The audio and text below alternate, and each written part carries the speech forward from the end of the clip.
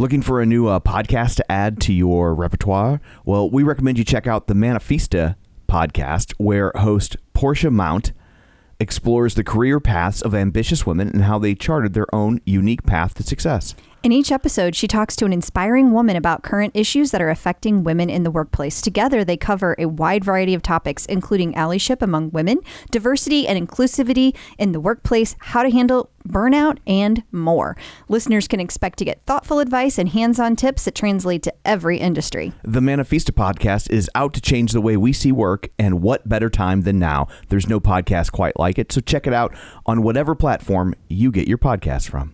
It gives more of a feeling like you're running on the road, because traditional treadmills, the deck is kind of bouncing up and down, and that does reduce some impact. So some people like that, but this feels awkward to me because that's not how running really feels when you're actually running outside on ground.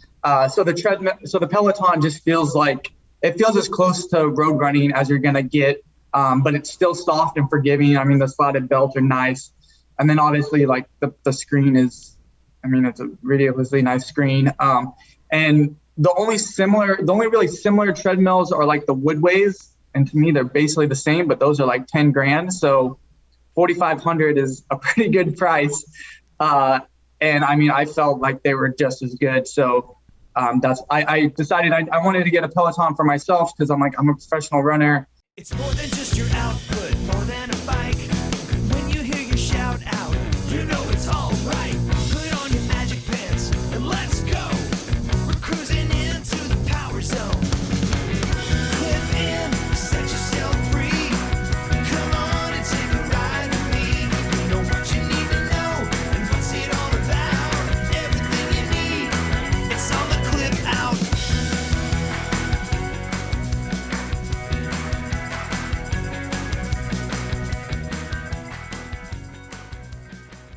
Welcome to the Clip Out Podcast, episode 206. This is Crystal O'Keefe. And this is Tom O'Keefe. Hi. Wowza. Why? What happened?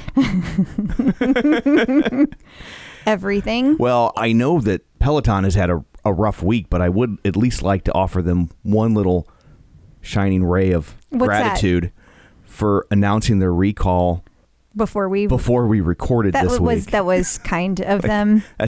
I don't think it so much had to do with us, though. I'm pretty sure it does not. I think that it was just, a kind coincidence. Yes. That really had more to do with the fact that their earnings call is tomorrow. I would tend to agree, but it did make our lives a smidge easier. Smidge. So that's obviously going to get a deep dive on. But before we get to all that, here's just a little tooting of our own horn. Beep, beep. Is that a toot? That's more of a beep. Toot, toot. There we go. Oh, don't toot on the podcast. That's why I said beep, beep. I'm stuck in this room with you for the next 45 minutes.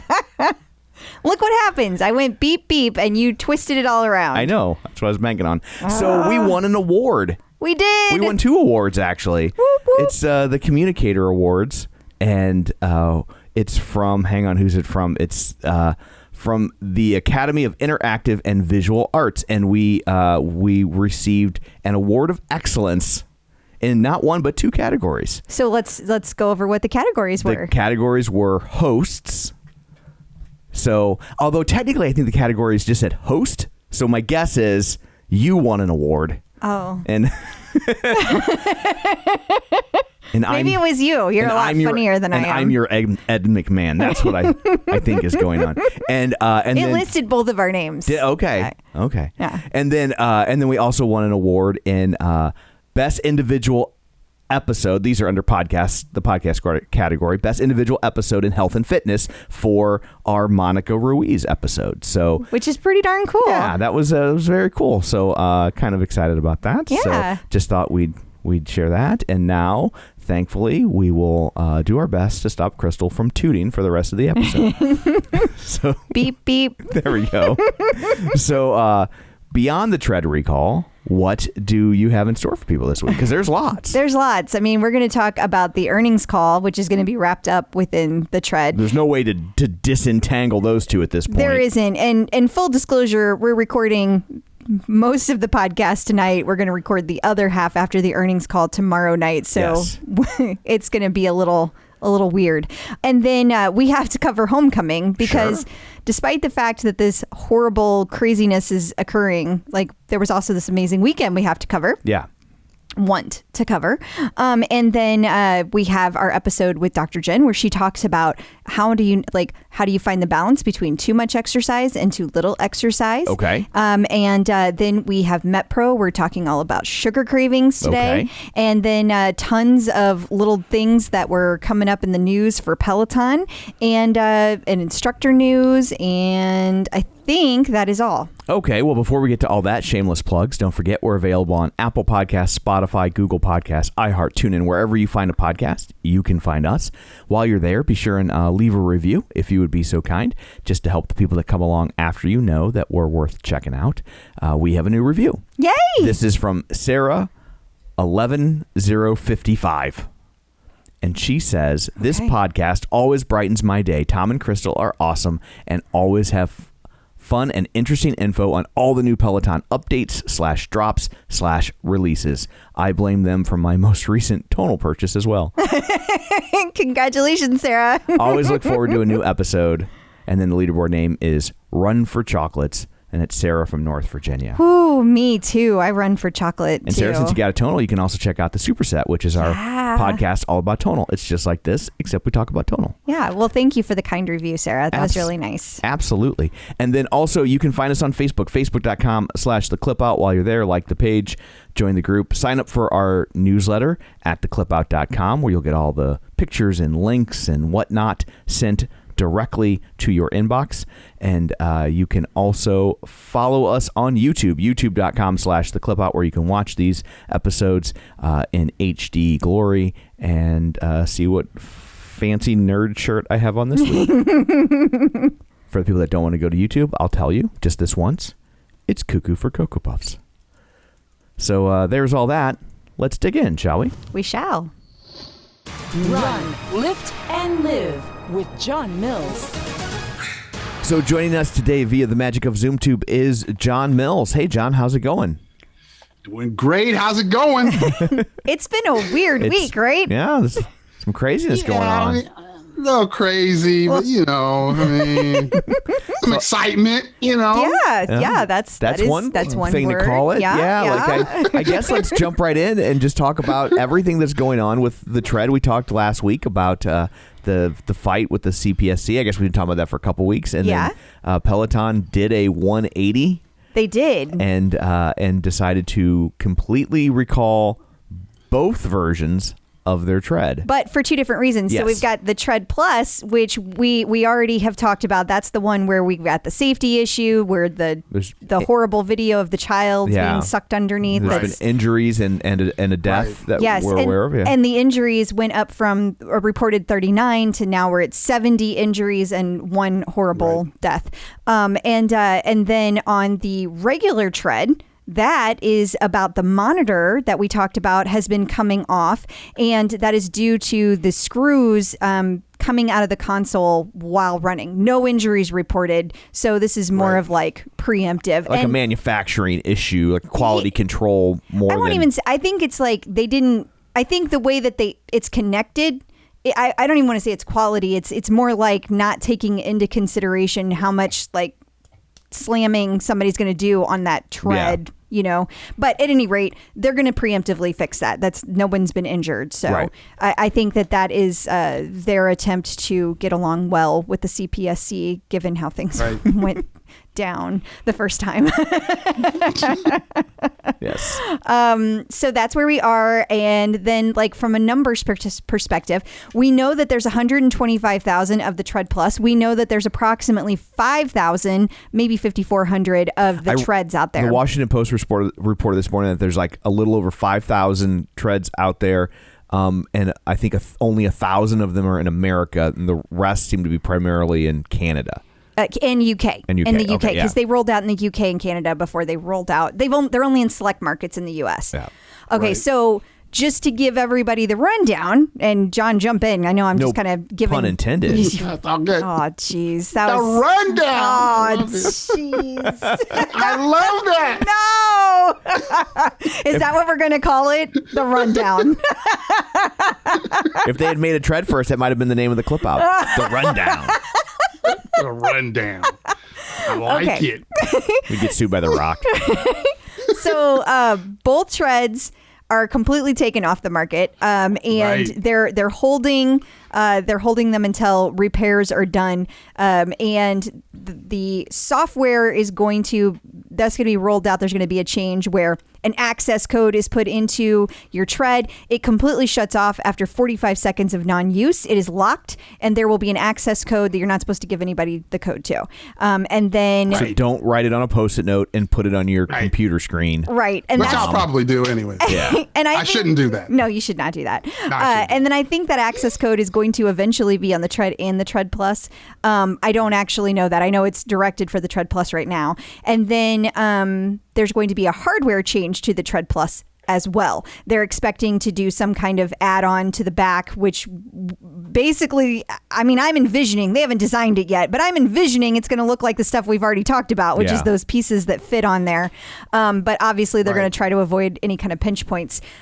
So let's see. Am I missing anything from like a covering how Well, I things have think gone? we should probably talk about like how the recall works if you want to get rid of your tread. Okay, so you've got three options. One, you can get a full refund, and you have up until November of 2022. No, that's not a typo. Right. 2022. Yeah, and also Right. though we should point out that refund does not include tax, delivery, or your warranty. That is correct. Your extended right. warranty. Yes. And then you also can choose to have Peloton come to your home free of charge, and they will move it into a room that is more secure. So you can do that. You also can choose to do nothing and wait for this hardware repair to occur, and then they will put it on. Now, in the meantime, they're saying don't use it. So they're saying, okay, now you also get a 90-day free waiver. So they're giving everybody 3 free months of- Proactively. Proactively. You don't have to do anything Right. if you have a Tread Plus. You just It's get just it. going to happen. Yeah. And then Crystal immediately rolled it into leggings. She's like, well, that's I mean, it's $120. It's a pair of leggings. Like, who are we kidding? Yeah. It's one pair, guys. I saw the email during the call today. Yes. That laid out some of this stuff we're Yes. talking about. Yes. But I wasn't sure if some of those items had been delivered prior. Some of Like, those. I kind of knew, like I knew about the 3 months, but I'm not sure how I knew that. If like, it was just word of mouth. It came out yesterday in dribs and drabs. So I think Right. that you were getting that information via screenshots from people Right. talking to customer service reps. So some customer That's service right. reps were putting that out in the world yesterday. I had the same problem. I'm like, I know I saw Right. this Right. yesterday, but I knew don't know saw where. it somewhere, but yeah, I didn't know where. And then I got the email today, and I was like, oh. Okay. And now, on I the got email list of that size too, like they could have started sending that out this morning. I mean, I have. I think they waited till the earnings call. That could be. I I think think that so. they started sending it out But- during the earnings call. Yeah, and even then it's going to take a while. I mean, I have an email list with 100,000 people on it, and it can take 15, 20 minutes to go through that, and I'm sure theirs is Right. larger. Yes, apparently it's millions. Yeah. Because they said today that they're up to 5.4 million users. I think. 5.4. Okay. Right. So yeah, it's substantial. Yes. It's going to take a Yeah. little bit. Going to take a minute. Whew. Okay. So Lots of people, stuff. Yeah, people freaking out. There was a Yes. lot of negativity this week. Sure. a lot know- of Schadenfreude. There's a lot of stuff. Yeah. It did not help matters that for whatever reason Peloton removed the names of all of the tread instructors. Yeah. Like that caused freaking panic. I Like, think there's some- legit panic. I think there's some sort of way on their website to when they post things in the background, they tag it. This is tread related. This is bike related. This is yoga related. And they were like, pull all the tread stuff. And they went, boop, and boop, when boop, they were boop. like, okay, delete tread, and it deleted all the instructors who were tread only Mm-hmm. because Right. you could still see like Matt Wilpers who's bike and tread, like you could, and other people. I Yes, don't know, but yes.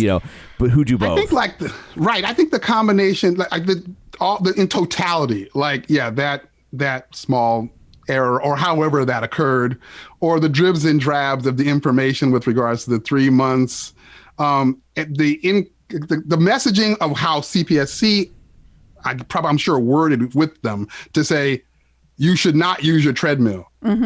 To go along with that, but then classes are still kind of going. I think all of it was kind of confusing. Like it needed like some type of clear kind of synopsis or like something that just told the community exactly what it is. No doubt. But they're in a weird. That existed. They're in a weird spot in that like on the one hand, it's kind of bad optics to say don't use your tread, but we still have tread classes. On the flip side of that flip side, there are lots of people who are using that content on a non-Peloton tread. And if there's no content being produced, then yeah, I'm going to send it back. Otherwise, it's just a ginormous paperweight. Yeah. 500 pounds worth of paperweight. It's ginormous. I don't have that much paper. No, me either. My parents own a printing company. Believe it or not, I do have that much paper. Well, it's your comic books, honey. Okay, but like, I don't know that they could come out with a response faster than that. Like, I don't know how everything went down, but we know that there's all these lawsuits against them. So there might be hands tied about what they can say and when they can say it. And the CPSC might have been like, hey, because y'all did this last time, we want to okay everything before you send it out. I mean, who knows? Who knows what was out there? And then they knew the earnings call was today. So I don't think that helped. But regardless, was it the best call to have all that happen without any clear direction? No, that was not the best. Not the best. And I was pretty critical of that, and really not. I heard a lot of folks that they were kind of concerned from a content and an instructor. That really wasn't. My concern is more financial, right? Because you're thinking I was like an concerned investor. with, what is this going to mean from the companies, how they're perceived in the marketplace? Yeah. What is all this confusion gonna say? Yeah. Right. And I think, I don't want to put words in your mouth, but I think that it takes a little bit of the confidence away when it's like it came across as chaos. I heard stories, I don't know if they're true, but I heard stories that employees found out via the CNBC article. Like that's not cool. But like I feel like somebody missed the boat on timing. Like I think it was like they needed some crisis management. They needed some crisis, and which is weird because they have an artist collaboration with Shonda Rhimes. Just have her call Olivia Pope for you, and then it's all gonna be fixed, and then everything will be okay. It'll be fine. I mean, you shouldn't need me to tell you to call fictional characters to help you. So it's interesting because after the information today on the earnings call, along with how John Foley and his talent as an orator and how he's a leader and how he delivers the message, along with the email, everything's all clear now. Okay. Yeah. So we all just needed to wait. We just needed to wait 24 hours, It's like after a horrible tragedy occurs in the news and everybody kind of rushes to one opinion or the other. All the pundits are punditing. Yes. Yeah. And I feel like that's what happened yesterday. And I feel like I was the person going, can we just wait a second? Everybody wait a second. Just a goddamn minute. So here's my question. I'm curious, now that we've laid out all that, here's what you can do to get rid of the death machine in your basement. Hey. I'm using hyperbole. Well, okay. Yeah. But like it's got teeth now. Okay. Is anybody going to do it? Like, do you think very many people are really going to do it? No.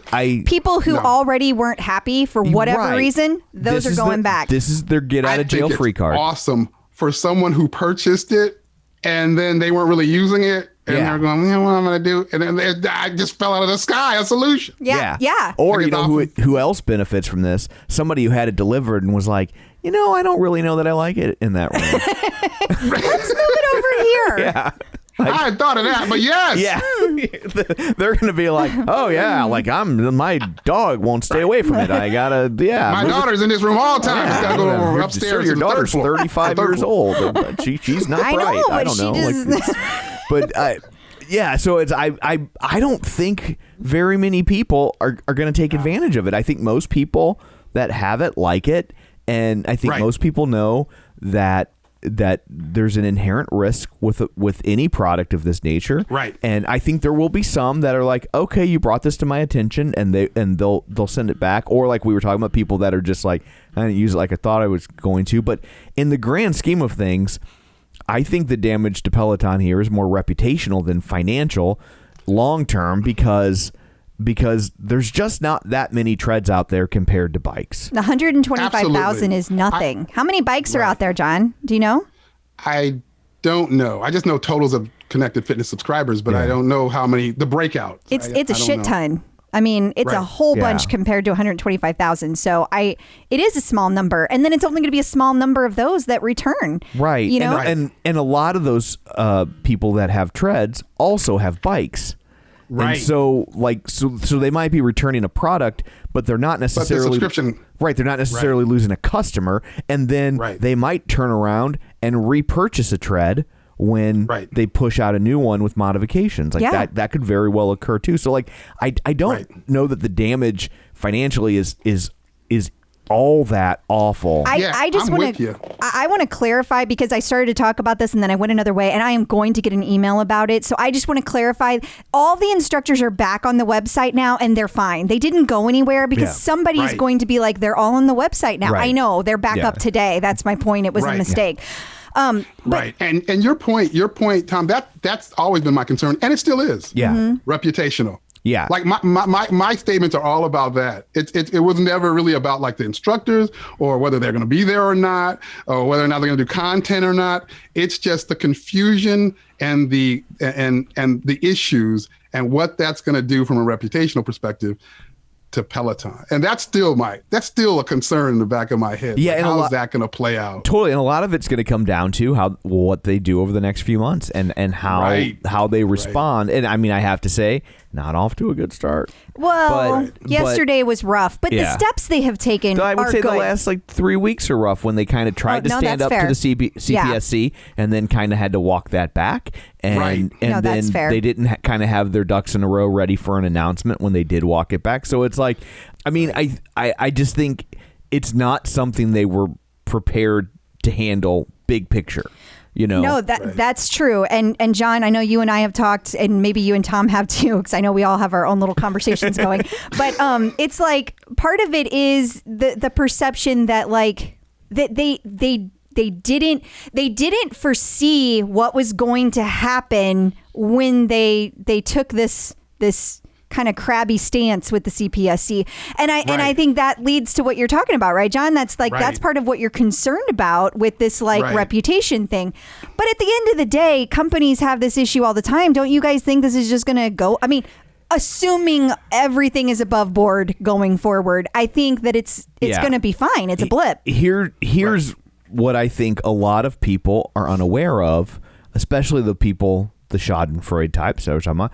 Companies have recalls all the time. All the time. There's not a major corporation you deal with that doesn't have a recall in process. And there's also not a major corporation you deal with who hasn't inadvertently caused someone's death. I mean, and I mean, that's a dark thing to say, but when you're putting out millions of products, and some of these companies have been around for 100 years, like it's just going to happen. Like there's going to be because weird accidents happen. There's going to be a TV that fell off a dresser and hit a kid, or there's going to be a stove door that fell down and somebody got burned, or there's going to be somebody who got locked in a fridge. We all remember the Punky Brewster episode. And so like it's... Do we, Tom? You don't remember the Punky Brewster refrigerator episode? No, but let's not go down. We have to keep this tight. But Google it. It's a thing. But we'll revisit next week. But are you like, well, that's it. I'm storing all my food on ice. Right.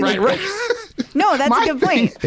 My thing was, it was not only the response, it's like the combination of that. There was the issue, the response, the acknowledgement of another issue with a different product, and then the chaos relative to the second like it's a series of things. Yeah. It is a series and of I think things. in general, it you could align all this type of stuff to like any company. I think a lot of us had come to a place where, I know I had for a while that, you kind of saw Peloton in this place and in how they speak about themselves of being ahead of the curve and being so forward with their technology thinking and creative and they had been so successful with this plight for so long.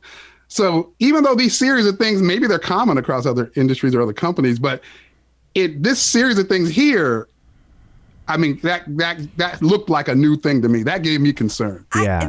Just because you're good in one area doesn't mean you're good in another area. And like you see this a lot, right? And so, I mean, I think this is where crisis management teams come in handy and they can hold your hand and create a plan for you. It reminds here's the thing. There's stuff that's happening in the background that we can't possibly know, and it's like it leads to it. I agree with what you're saying, John. I totally agree. Yeah. It's all those things strung together. So I don't want anyone to think that I'm like brushing that aside, because the chaos that happened yesterday, it was chaos. It was, and that was kind of the tipping point for a lot of people. And that's why we got the response that we got. But their original response to the CPSC, like when you go back and you reread the original letter that came out, it kind of has this feel to it like they want us to give these names and we're taking a stance that we're not, and because of that we have to, they're gonna recall it. If that's what happened, if something like that is what's happening, the CPSC really, that's not doing the right thing for the right reason. That's throwing your weight around, Yeah. And I can understand from a personal standpoint wanting to stand up to that. I can see being like, I'm not allowing this to happen, full stop. And then realizing there's all these things that you couldn't see around the corner, because how many of us deal with congressmen every day, and like Congress people. Oh, I'm sorry. And you're right. I'm the feminist here. Oh my God. So it's like you want to do the right thing. And if they're trying to do the right thing, then it's difficult to anticipate what other fallout and what other levers these people can pull. You know what I'm saying? And I can, and that's the thing. I can appreciate their original response. It sounds like something like I would do, right? Like it's your baby, your thing. Yeah. Exactly. And then somebody's trying to take it away, and I'd be like, "What?" And John's like, and that's why I don't run a $1 billion company. I didn't hear nothing you said, but you need to leave immediately. Like I would be like that, right? You can kind of appreciate that, right? I also really appreciate the second response. Yes. Yes. The humility in it. Mm-hmm. Yeah. And kind of the direct acknowledgement in it. And to me, that I could truly appreciate. I thought that was the right way to play this. I agree. So I give them kudos for that. That to me was the right thing to do. You're right. And it takes a big person to be able to stand there and say that. And say it without a trace of I want to punch somebody. Snarkiness or that's hard. I That's couldn't hard. do it. Right. Yeah. That's a lot of crow to eat. It is. But so I they get give paid them well to kudos do for it. that. That's true. And so to both of your points, yes, crisis management would have been able to point these things out from the beginning. And I do think that it's like we were saying earlier about people they're good in one area. It's a thing in psychology and behavioral economics, the Dunning-Kruger effect, which is if you have a low ability to task, you tend to overestimate your ability at being able to do it, especially if you're good in one area. So and Peloton is full of people who are really good at what they do. Right. And now they were given this other task unexpectedly, and you don't know what you don't know. That's always a difficult thing to wrap your head around, Well, having said all that, they talked in the earnings call today that, they're doing this 90 days for free for people. They're obviously accepting these returns. They have budgeted $50 million for returns, which if you're counting is approximately 10% of what's out there. And that's that's what's probably going to be the end of it, in my opinion. What other highlights did you catch from the earnings call? Like, to me, it was a lot about the Tread. I thought that, well, going in to, okay, so I read their shareholder letter prior to the call. So that came out like an hour before. I read the shareholder letter, and it was very interesting that in the shareholder letter, they talked literally nothing about the Tread. Really, there were like maybe 3 references to even the word Tread in the entire shareholder letter. That is interesting. They didn't talk about the issue with the Tread, no issue conversation, and they gave no forward-looking guidance in the shareholder letter. And so when I read that, I thought, oh, this is, how is this going to go? Because anybody looking at that is going to think they're kind of avoiding something. And immediately I looked after market and the stock was dipping, right? It's like it closed at 83. And by the time I'm looking at the shareholder letter, it was down to 78. Ooh. Right. So it was moving. So, but when the actual call started, it was all good stuff, right? The numbers were great. Exactly. I mean, there was a beat in revenue. The revenue was, what was it? 1.2 billion for the quarter. Yes. Subscribers was a beat there with connected fitness subscribers. So they were up to 2 million subscribers. And that was more than the expected was.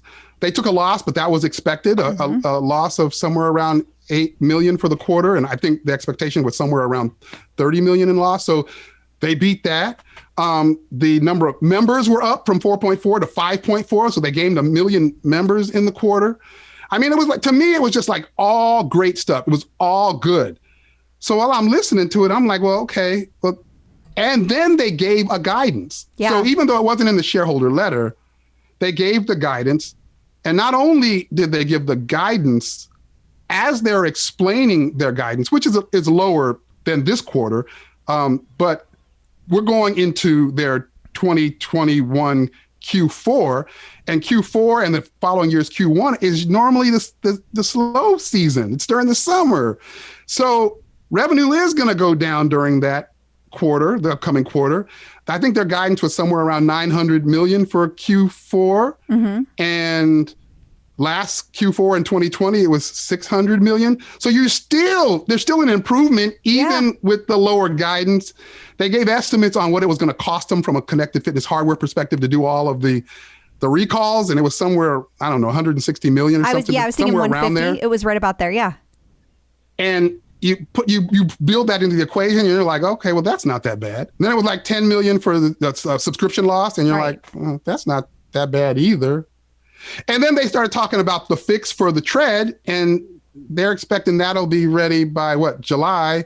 Yeah. So, okay, they were planning to go live on May 27th. So I don't know, maybe you're delayed for 2 months. So yeah. It's not that bad. Big a deal. Like as you're listening to it, I'm going, that's pretty good. And then, the way John Foley speaks, you're just feeling real comfortable. You'd be like, go ahead, John. That's what I thought. That makes you feel a little better about it, right? So that's how it was playing out as I was listening to it. Then they didn't really give us a lot of information with regards to when we were going to get the correction for the Tread Plus. Yeah. But what I found interesting about that conversation was John Foley talked about how no matter what they come up with for the correction for the Tread or Tread Plus, they got a 6 to 8 week period for the CPSC to approve whatever it is they do, and which may even be a little bit longer. So it feels like they baked that into the Tread being corrected by July, but they're not quite clear with the Tread Plus because they're still developing this hardware solution. Yeah. So they don't quite know. But even though I'm going, but there's going to be a hardware solution, and we got a kind of an idea on the timing of, okay, maybe it takes 2 months for them to build something, get it into manufacturing.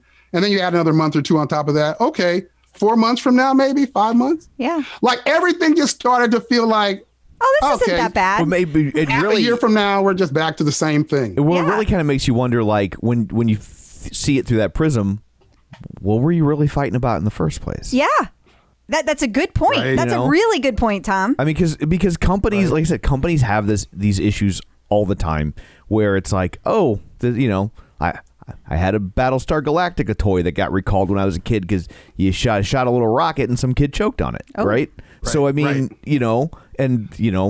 Your mom sends it back, and you're like, but that's a collector's item now, and and it is. It could, I bet. But I mean, nobody was like, I'm never buying a Mattel toy again, or Kenner, or whoever made it. Right. So But the people that are being the loudest, I feel like those are the people that already had issues with I mean, they're already mad, and like I'm not saying they don't have reasons to be mad. Yeah. I'm not saying that. Like it's legitimate to feel how you feel, and if you haven't had the best experience, I don't blame you for being upset. But like the panic button for the average person was like a 4. And the panic people for those people was like a 10.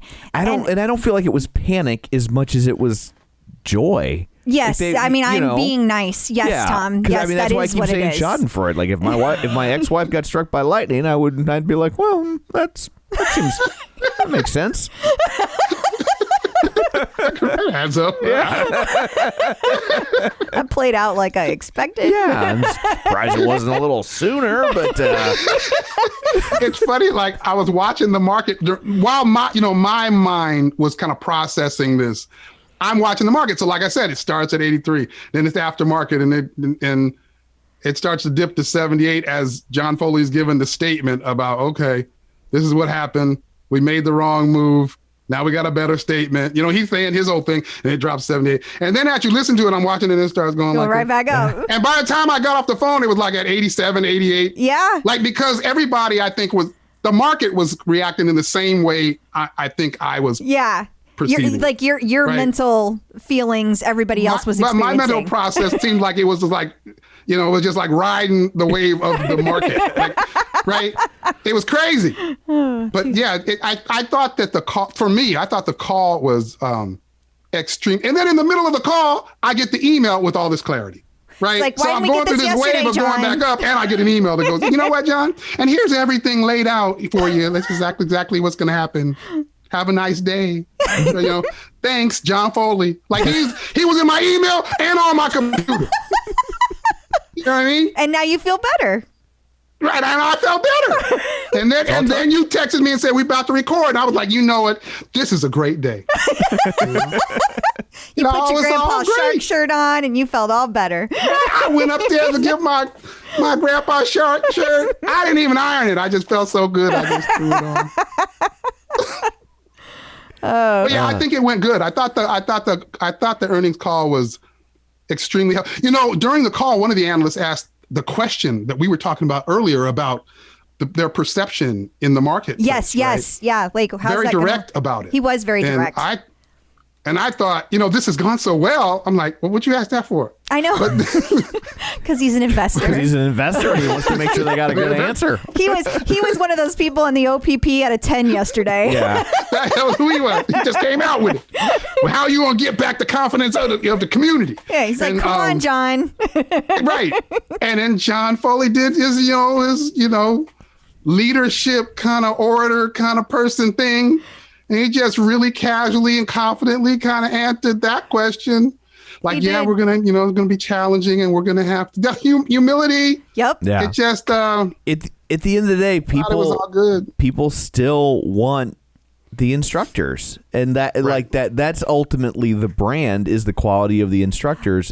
But I think John Foley's saying we need to earn trust back. Sure. To John's point, that was like the humility there. And that's true, but I just don't think that there's going to be this mass exodus because people still want to take an Ally Love ride or a Jen Sherman ride or an Alex Toussaint ride. Like they don't want to give those up.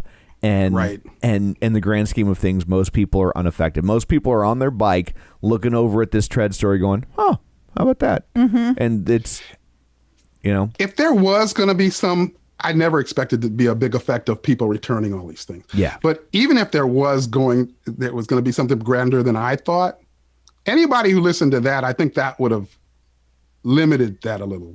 Yeah. You know what I mean? Because it feels like, based on the numbers and the guidance and the information now that you have, it feels, we recognize that they've got a challenge with regards to kind of regaining confidence in some scenarios and maybe fixing how they react to crisis, as we were talking about earlier. But it feels now more like a bump. Mm-hmm. Yeah. That 6 months to a year from now, we're not even going to be talking about it. Yeah. Won't even be talking about it. It'll be like in the history book, a little tiny footnote in the Peloton history book for us nerds. Little tiny footnote. Yeah. That's it. Yeah. You know what I found real interesting is 20% conversion from digital to connected fitness. You know what I found interesting was what did they say? 171 workouts per person. It was crazy. It was like 26 a month. Yeah, so the average user is using it almost every day. Yeah. Right. The average user is using it every day. And that's up from 18 last year. Yeah. Like it's gone up that much in a year. And like no other workout platform on the planet ever has had those kind of numbers. Ever. But put that into perspective. Like, well, first of all, I must not be the average user because I ain't using it. But I am using it 4 or 5, 6, 5 days a week. Well, that you're probably real close to that number then, Yeah. honestly. Probably really close to that. You're probably right. But put it in perspective. It's not only for me, 20, 25 usages a month. But that's after 5 years in. Mm-hmm. Like we're talking about year one. Yeah. Okay, you'd be like, all right. But this is 5 years in. That's a great point. Yeah. It's a great point. Like those numbers are some impressive stuff. And those numbers are probably also inflated. Sounds like it's not true, or they're gilding the lily. But with yoga and meditation, and now they have 20-minute sure. rides, so people stack rides and they stack strength. And yes, the purists out there can't stand it, but they're counting days. So any one thing. No, they counted workouts. That was workouts. Oh, okay. So you you could do 3 workouts in a day. Yeah. Right. Yeah, you could do a cool down, a ride, and a meditation. Exactly. And that's 3. Gotcha. Right. Okay. Yeah. So, but well, anyway, Jen, thank you so much for joining us to drill down on all this, because it's a lot. Until next time, where can people find you? They can find me on Facebook and my Run, Lift, and Live page, or my Run, Lift, and Live group. They can find me on Instagram, Run, Lift, and Live, or at runliftandlive.com. Awesome. Thank you. Cool. Nice seeing you guys. You too. Bye. Bye. Homecoming update. So another homecoming has come to a close. It has. It is homecome to a close. It has. Yes. Bittersweet. It was not the same. Oh my God, do I miss being in person? And that's not Peloton's fault. Sure. I think that they did a great job making it a virtual event and making it fun. I know last year there was lots of feedback that was less than positive, and that they had to throw that together at the last minute. Yeah. And these things, there's a lot of moving parts on things like this, and I think this year's for being virtual, it's still not as fun as being there in person, but realistically, not everybody could be there in person anyway. No, that's certainly true. So, I think that this was a giant leap forward from last year's person. I definitely agree. It's never going to be the same for me because I love those events so much. I love getting to see the people. It really energizes me. Yeah. It makes me come back and have renewed vigor for the podcast. And so, that's been 2 years without it. I miss it. Yeah. But regardless, Homecoming, I thought they did a great job. And as far as I think everybody kind of knows all the new features now, but just in case, I'll do a quick overview. All the features that dropped with John Foley's big address last week, they had scenic rides and runs. They completely changed them up. So they took all of the ones that were on the tread and the bike and they chucked them, and then they started over from scratch, and now they have it broken down into guided, distance, and time based. The big thing is that these are no longer available on the app. Their rationale is, hey, we are now using the metrics from the machine and we weren't before, so therefore you can't get it on the app anymore.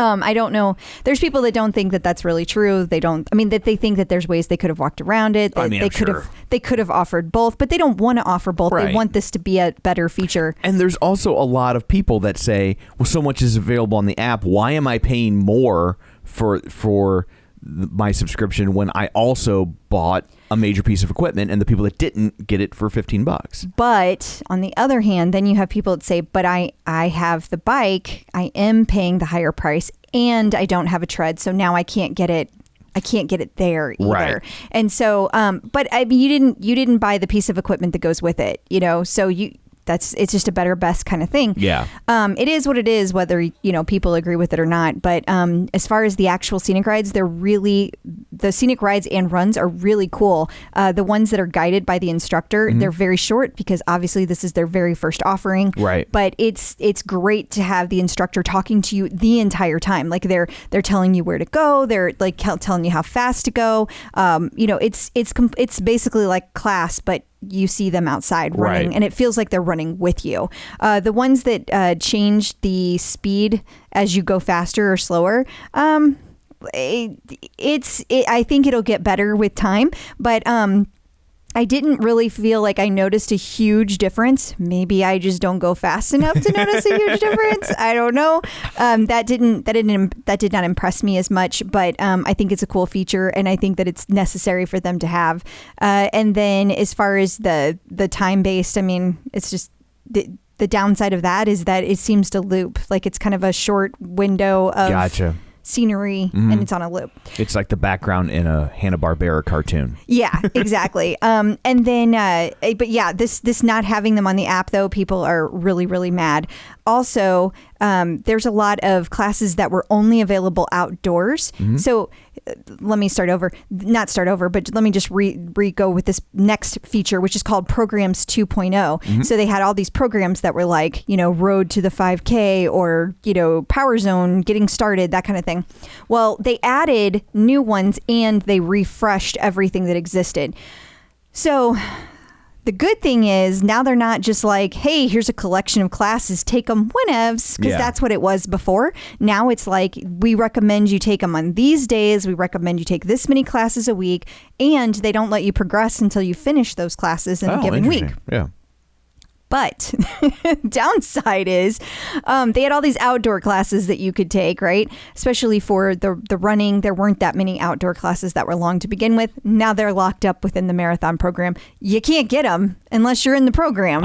And you can only access them one at a time. Like you don't get to go to the next one until you've completed the first one. Gotcha. You can look ahead to see what the classes are. You can get an idea. But so that's the downside.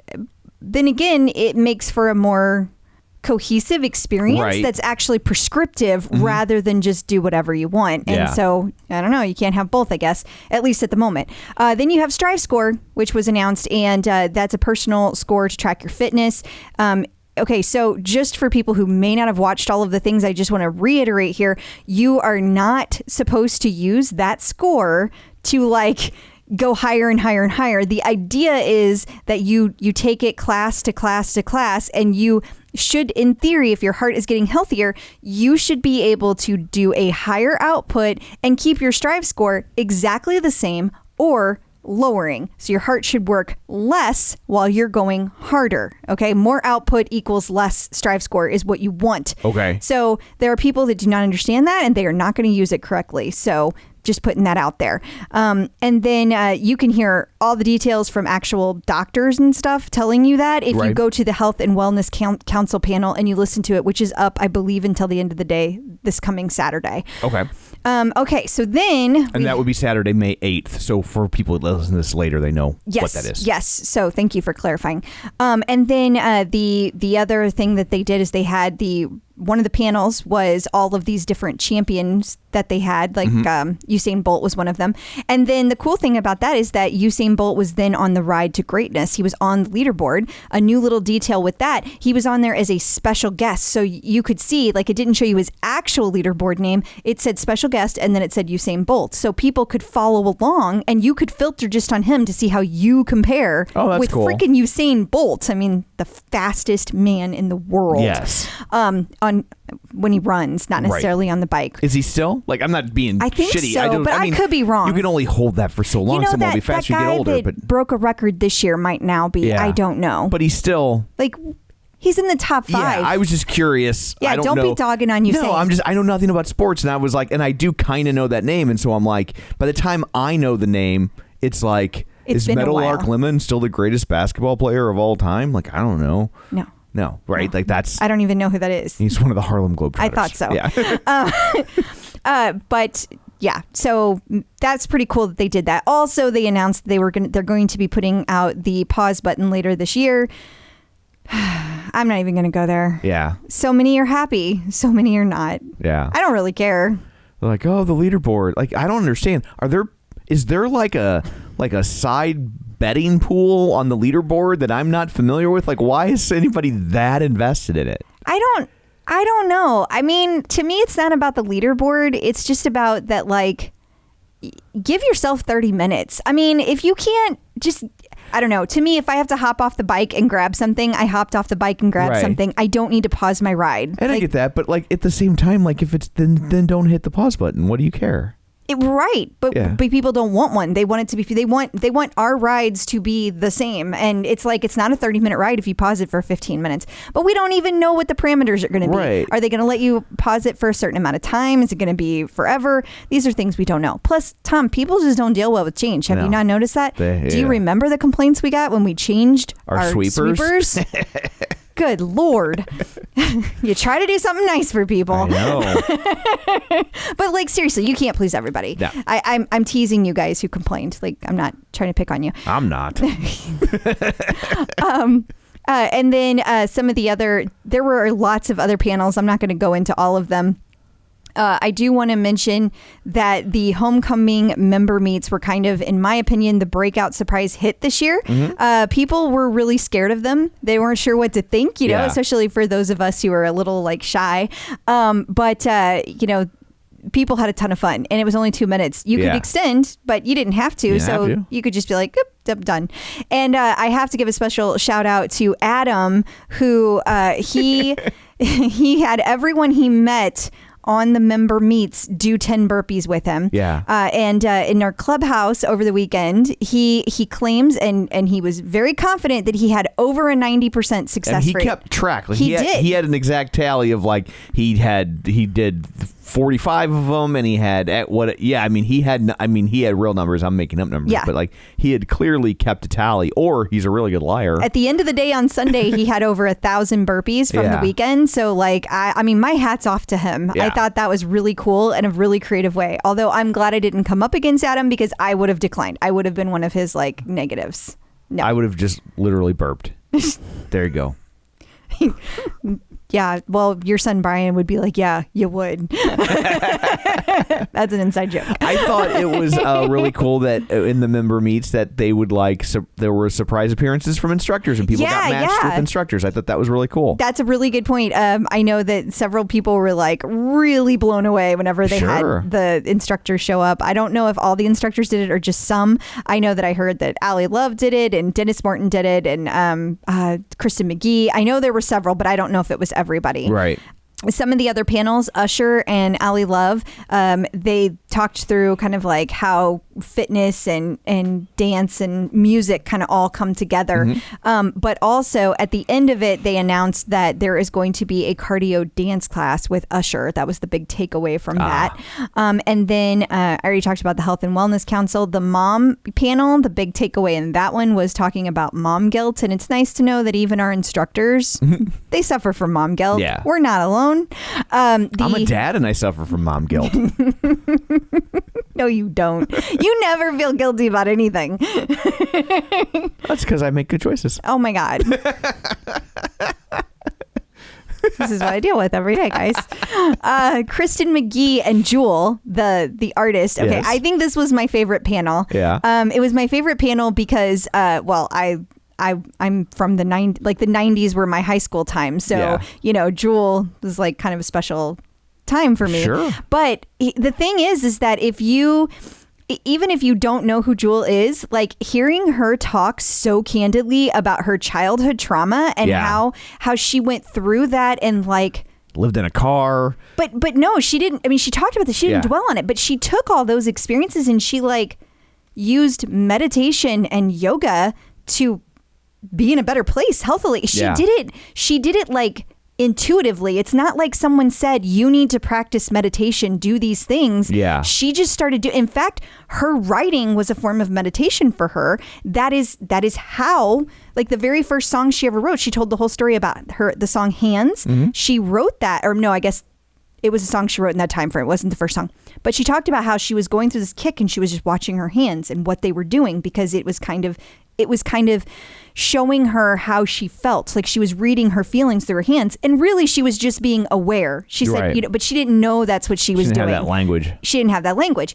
So it was a fascinating conversation, and then she sang songs at the end, so it was like you got your own private freaking Jewel concert. So that was amazing. So that was really cool. That was my favorite one in my opinion. So if you didn't get to watch those, you have until the end of the day on Saturday, May 8th to do that. Homecoming boxes, I think you guys probably already know. If you got one, you're really excited about it. If you didn't, you were kind of salty. And I get it. But I will also say the things that were in the box, like with all due respect to Peloton, Yeah. it's not like It's they didn't send you a car. Like, right. Like, yeah. like, And nor should they have. right. Exactly. Like it would. They were cute, fun little trinkets, and it Yeah. was fun to get a surprise in the mail. So like, certainly not talking it down, but it's not like some people won the lottery and other people, have to go pay tribute for District 12. Yeah, and the thing is that I've had people argue this with me. They don't think that I'm right, but I'm pretty sure that it was for people who got special emails that said things like you were one of our top high five givers. Gotcha. Or you were one of the people that got the most badges or completed the most programs or whatever. People who got those seem to have gotten the boxes. I'm not saying that was the only people that got it, but there are others that claimed it was everybody, and I assure you it was not everybody. Yeah. Anecdotally, there seems to be a correlation. There does. But anyway, that was kind of homecoming in a nutshell. If you didn't experience it, I hope you will next year. I hope that you enjoyed the classes at the very least. They were a lot of fun. I took a ton of them. And okay, that's all. Okay. I think we need to pay more respect to the fact that I used anecdotally and correlation in the same sentence. That's pretty impressive. Not in this house. You say things like that all the time. I know you try to pretend that you're not super smart, but you are. Getting the psychological edge with Dr. Jenn. Joining us today via the magic of ZoomTube is Dr. Jenn Mann, licensed marriage, family, and child therapist and sports psychology consultant. She was a 5-year national team member in rhythmic gymnastics and sports psychology for USA Gymnastics. It's Dr. Jenn. Hello. Hi. Hello. Well, we have another question for you from the Clip Out community. I hope you're ready. I am ready. This one is from Elise Wilson. And first of all, she loves you. She says, I love Dr. Jenn. Aw, thank you, Elise. That's so sweet. And I'm trying to figure out what's too much and what's too little regarding workouts. Sometimes she feels like she's overdoing it. How can she tell the difference? Well, I think it's a great question. And I think that it's really, first of all, I think if you're questioning if you're overdoing it, you're probably overdoing it. I think that that's a sign your instinct is kicking in, and it's important to check in with yourself. And what I really recommend is to find someone who you trust, who is a trainer, who is someone who is actually has a background in an education in this and experience, and to work with them to come up. And it should ideally be someone who is familiar with Peloton or, whatever it is that you are doing, and to come up with a weekly plan, because that way you've got kind of some guardrails so that you don't overdo it. Because sometimes, and anyone in the Peloton community has done this, we kind of go down the rabbit hole that like you take this class and then like, oh, here are some suggested classes. Oh yeah, that looks good. Oh, that has my favorite tune. Then you do that one. And like, before you know it, you're late to work, or the day has gone by, your weekend has flown by, and you've spent hours in the gym, which is, look, some of that is the magic of Peloton, that the classes are so fun and so engaging. The music is so great that it's hard to stop. And at the same time, part of good self-care is having those boundaries. And I really recommend meeting with someone, on the phone or, via Zoom or whatever you want to do, and going through kind of answering some questions about your fitness level, your injuries, what you like doing, what you don't. And then you can come up with a weekly regimen, and also talk to that person about how often should you be taking breaks? How often should you take a day off or a week off, or do a active rest day, and what do you need to incorporate into your workouts to help you to recover better? Whether it is, using a Theragun or, doing hot Epsom salt baths or whatever it is, but what else can you do to help your recovery if you're finding that you're not recovering well? Okay, well, that's great advice, definitely.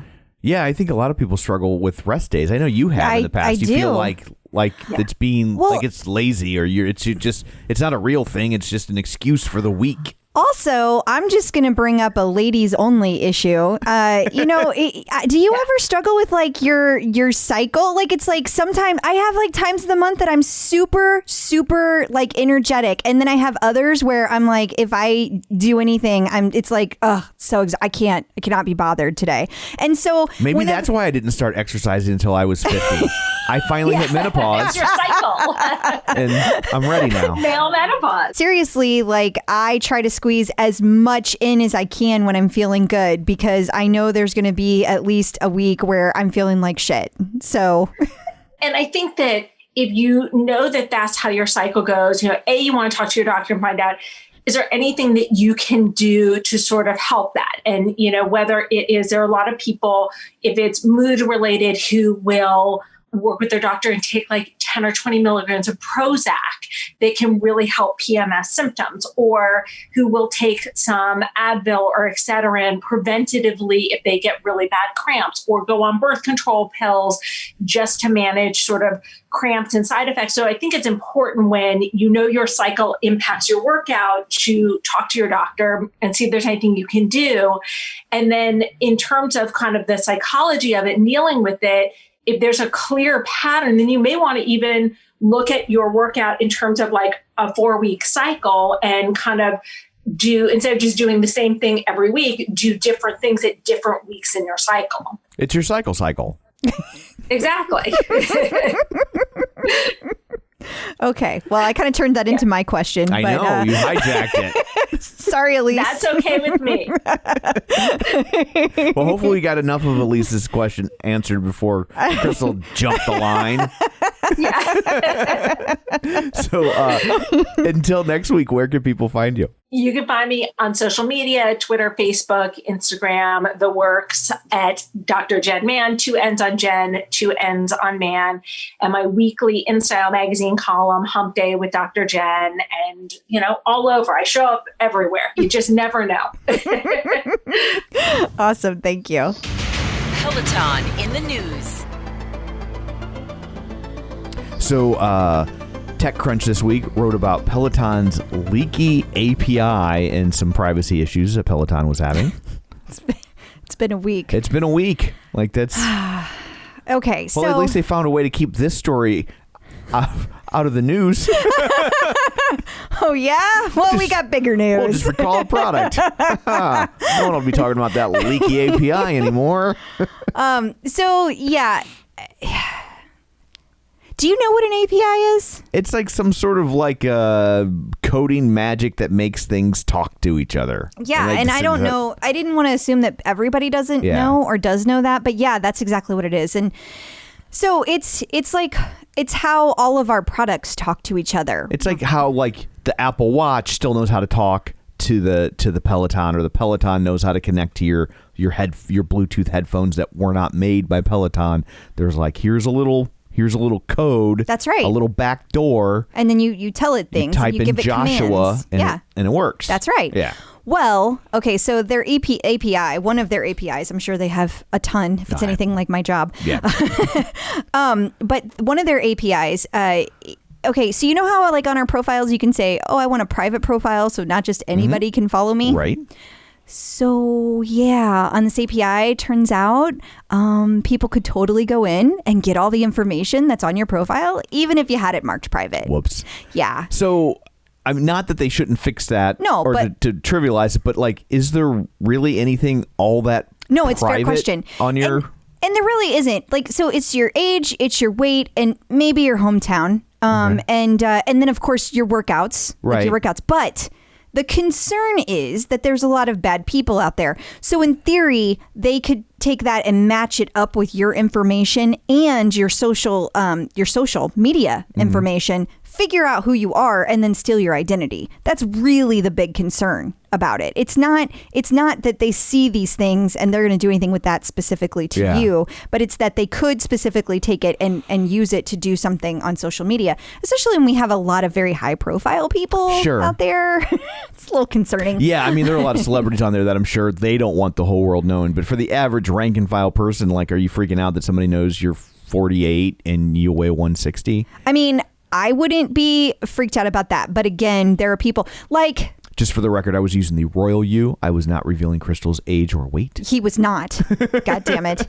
But on the other hand, like, you know, we've been doing this a long time. So there are people that have information about me out there that not exactly cool with. Sure. Like, for example, there are people that know my address. Mm-hmm. They've given out that address to other people without my permission. Yeah. And so let's just say you had somebody out there who really, really doesn't like me, who wants to take some kind of action. Well, this is giving them a way to do it. Yeah. Now, do I think I'm at a high risk for that?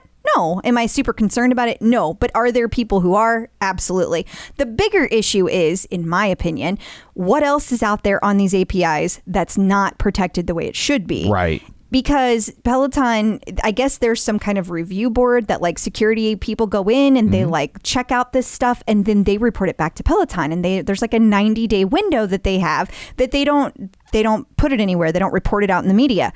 Well, that 90 days came and went. Peloton said nothing. And then they kind of fixed it. So what they did is people outside of the Peloton world couldn't get to it, but people who were inside the Peloton world could. So like another member could use it, but a non-member couldn't, which is easily gotten around by signing up for the digital app for $12 a month. Right. Or during a free trial, or Right. there are just so many people who are members at this point. It's not like that's a very exclusive club. Right. So now, so then they held the article. They gave Peloton. So then that person went and got a journalist involved. The journalist went and talked to Peloton, and then it got fixed. Gotcha. Which is not really a good look for Peloton. Yeah, that's fair. And they fixed it within 7 days, and they held the article until so nobody could take that and then like go and do anything ugly with that, which is why I feel so comfortable talking about it. Yeah. But yeah, it wasn't a good look. Yeah. But the problem has been corrected. It has. So if you're worried about it, if nothing's happened to you yet, you're probably okay.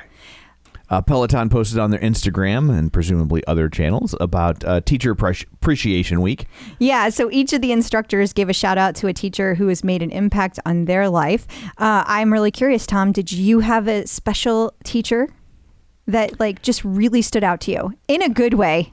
Like, does my first girlfriend count? No. No, Tom. Oh, I'm sorry. I'll buy some books, do some reading, get back up to speed. I didn't realize.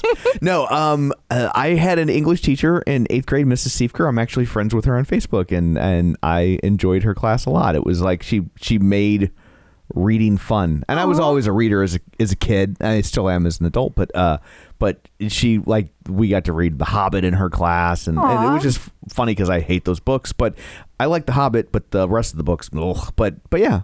That's awesome. And what about you? I had a special teacher. I had an art teacher named Mrs. Cover. Mm-hmm. Actually, it was Ms. because she was not married, and she would tell you that. But she was just lovely. She really kind of like took me in, and like she took me to art museums and one of my good friends, and she really helped me. Like, she encouraged me in my art, and she was always like, anything that I did that was different than other people, she always put it in this really positive light. And so it took a really shitty childhood where I got bullied a lot, and she made it so much more tolerable. Well, that's awesome. Yeah, she was really special. Yeah. Really so it was special. nice that they did that during Teacher Appreciation Week. Yes. And I saw a meme today that I thought was funny in light of Teacher Appreciation Week, and they were like, you know, when a profession has an appreciation week, that they're underpaid. Too funny. And then the Peloton blog had 10 products Peloton instructors always have in their dressing room. Yeah. Anything big and exciting here? Anything surprising? If I thought, no, nothing really, really shocking, but I like seeing the products they actually use. Right. But it was basically like hair products. Everybody has like a different, some other things that they use. Like one's pomade, one's, gel, one's hairspray. Right. the Dyson does not surprise me. That Dyson is amazing. It is amazing, and I say that as somebody who has no hair. But Yeah. but when I got you the Dyson a few years back, I was like, well, she wants it. It's Christmas time, like whatever. But as soon as you use blow dry your hair, I was just like, okay, that makes a difference. It does. Like there's a lady at work I've been trying to convince to buy one because I'm like, I know they're expensive, but like they really make a difference, and it would work with the rat nest you got going on. I know. there. I'm like, I hope you softened that with like, if you feel. But no, there was nothing super shocking in it. But I like seeing the fun stuff. You know. They have hand Hand sanitizer sanitizer. and sanitizing wipes, so you can wipe down the bottle of hand sanitizer. Okay, well, the Post-it notes, I love that. So they leave notes for each other in the dressing room, which like is really SNL cute. hosts. Exactly. I think that's adorable. The clip out.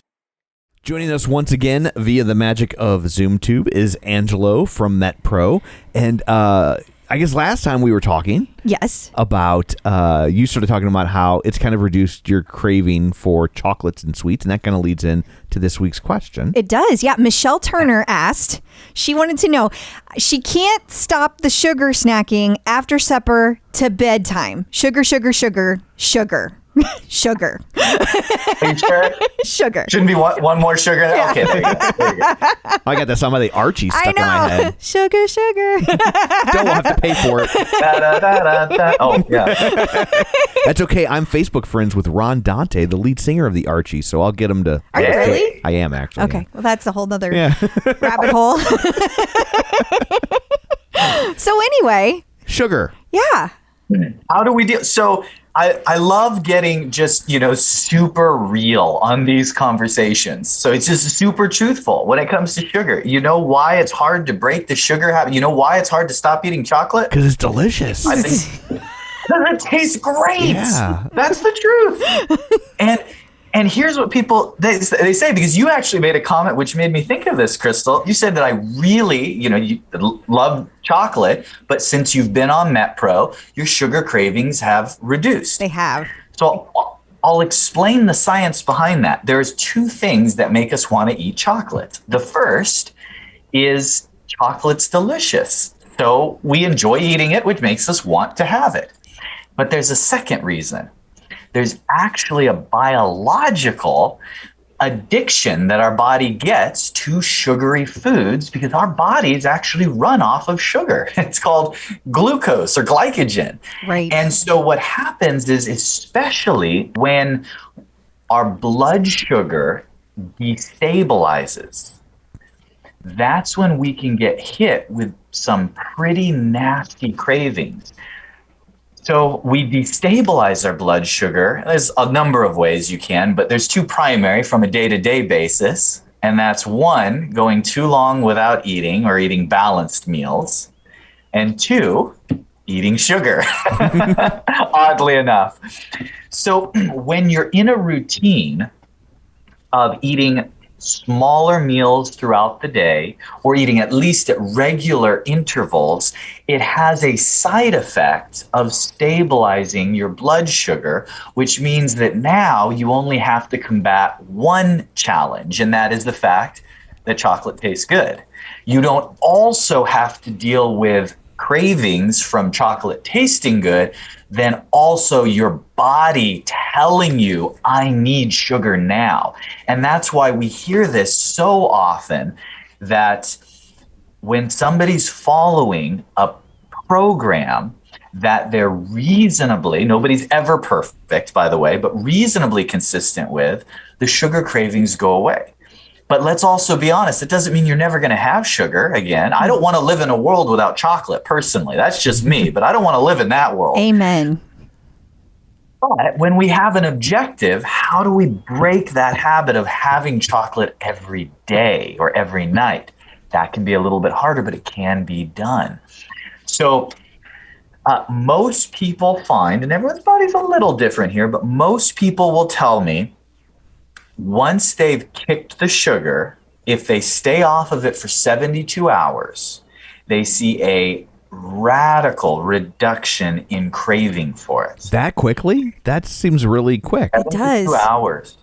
Well, think of it this way. You may notice, like, for example, when you go on vacation or you go on a trip or you have an off weekend, it can take till Tuesday, Wednesday, and then it's like, okay, I'm back in my routines. A lot of people notice that, believe it or not, the hardest day is Monday. In fact, sometimes people will tell me they went on vacation, they made it through their whole vacation with maybe just 1 or 2 blips, and then they got back, and then Monday, their first day at home, they had all these cravings, and they go with the sugar. I'm like, but it's human nature.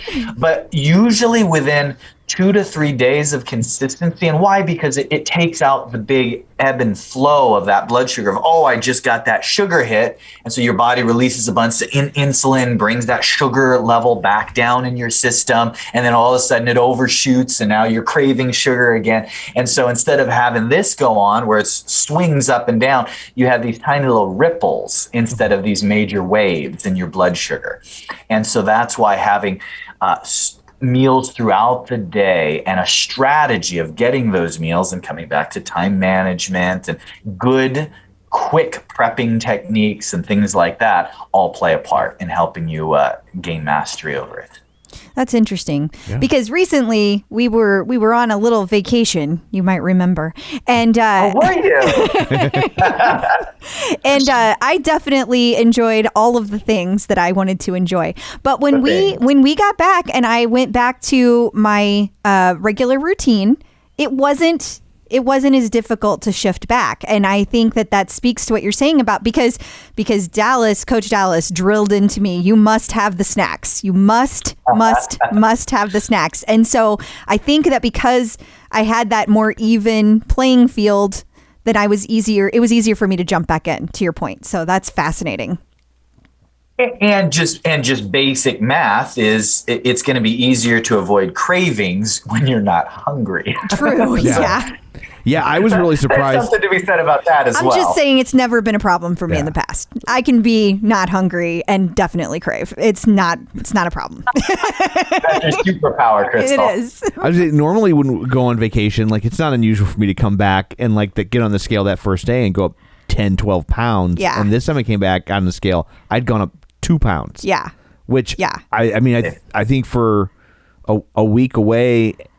Eating, and enjoying yourself. And enjoying myself. But I also found when I was there, I didn't want the things I normally wanted. Which speaks to what you said at another point in time about the momentum, because he is motivated, he is seeing results. And so it was much easier to keep that momentum. So that's all great things. And that's where a little of the coaching and the strategy comes in, because I don't want to mislead people. Tom, had we been on an aggressive cutting cycle and then all of a sudden you had vacation, you could have seen, I don't think you would have seen 10, 12 pounds, but you would have seen more than 2 for sure. Don't challenge me. I'll do it. Don't we'll have to play this out and see. No, don't do that. Don't do that. But that's where the strategy of, having a coach that's saying, okay, we know that you have this coming up at the end of the month. We're going to adjust how your body. So most people are unwittingly slave to what their metabolism is doing to them versus them controlling their metabolism. And you can control it. You can control much of it. It's just having the pieces and the strategy to do so. So that's why in this case for you, Tom, we planned for that vacation. We took you out of carb sensitivity prior to it, and then we planned to enter a cutting cycle shortly after. And so all those pieces made sense, and that's the benefit of looking down the road and planning a few weeks in advance. Which is why it's important to have a coach, because we would have done it exactly the opposite. We would have done it very wrong. We would have crash dieted beforehand to thinking we were bracing ourselves. It's very counterintuitive. That's how most people do it. I'm going on vacation. I got to diet now because of there is something to be said about that, but there's a metabolic consequence on the other end. That's fascinating. Well, thank you so much for joining us. Until next time, where can people find MetPro and all of this information? metpro.co/TCO. If you go to metpro.co/TCO for the clip out. Thank you. Thank you. Instructors in the news. lots of instructor news, as is per usual. I guess we'll kick it off with 2 Robin Arzon stories. She has something coming up at Nordstrom. Yeah, she's going to be talking. It's going to be like Hyperice and Nordstrom. I believe it's Hyperice. Hyperice, you think that's what it is? Hyperice, yes. Okay. Well, thank you for clearing that up. No Tom. problem. That's what I'm here to mansplain things to you. Well, Robin is going to talk about her life as a new mom, how it's changed her workout routine, and what she does to refuel. And that includes using Hyperice products. She eats Hyperice to refuel. Isn't that what that's about? Hyperice. Oh. Look, if they want me to say the name right, they can advertise on the show. Fair enough. And then also more Robin major news, according to the Instagram. The gram. Yeah, so she is going to be doing a master class on mental strength. Okay. So that's through the masterclass program. That's a pretty big deal. I feel like that's a pretty big deal. But the cool thing is for Mom's Day, they're offering a 2-for-1 deal where you get 1 membership and then you can get 1 free for your mom. How about that? I need to figure. I bought that Steve Martin one and I never got around to watching it. I'm awful. Well, now would be a good time for you to do it. You could go ahead and get me that one, and then we'd have the 2-for-1 special. So, yeah, just throwing it out there. And then while we're speaking of instructors inking deals, Jenn Sherman, is now working with what is this? It's a makeup. It's It Cosmetics. Okay, and she is going to be a guest host for their Go For It speaker series for Confident Moms edition. It's on Facebook Live, and by the time this airs, it will have already occurred. And it's really cool, though. It's going to be her doing all of the guest hosting for this major event, all for Mom's Day. I think that's really awesome. Speaking of the graham, whenever we say the graham, I think graham crackers, and then I'm hungry. Graham crackers. Oh, the cinnamon ones. Oh, the chocolate ones. I like the cinnamon ones. But anyway, okay. Emma Lovewell. It's doing something with Under Armour. Yeah, and she's been working with them for a while, but I just really, I don't know, I enjoyed this video because it was seeing all the behind the scenes as she recorded it, and she was like, listen, whenever we do these videos, the work is real. She's like, I left this shoot, I was sore, sweaty, and tired. So they don't use fake weights when they're doing these. No, that's real. I just assumed that they did. I did too. They already have so much going on. Yeah, rather than making them so that's surprising. Yeah. See, it's fun to see the behind the scenes. Christine D'Ercole was gearing up for Mother's Day. She was. And over the weekend, homecoming weekend, she had a very special ride that she talked about with her mom. Her mom was doing her 100th ride on Christine's Look ride. at that. How awesome is that? Did she hand deliver her Sentry shirt? I don't know. I would think that's a very good possibility. So her mom had rheumatic fever when she was a child, so she was not allowed to exert herself. Oh. And that would have been risky to her heart. But science has come a long way since then. And so she's been able to get better. So for her to complete 100 rides on the Peloton is amazing. This is a huge, huge deal. So that's just really awesome. She was on the 30-minute Power Zone ride. I believe it was Saturday at 1 p.m. So if you didn't get to take it, you still can, and give Christine's mom a little congrats. They should have used that new special feature for her special guests for her mother. That would be cool. And then Jess Sims took to Instagram to tell everyone about strength stacks, which now makes me think of pancakes. I think I'm just hungry. I think you're just hungry. Yeah. It is dinner time in our defense. So each instructor from the Tread has been putting together, they've been curating strength stacks each month, and May is the month for Jess Sims. Okay. So this post is about her specific one, and she is super excited about it, and she alternates between a 45-minute full body strength and a shorter HIIT cardio with core and body weight burner.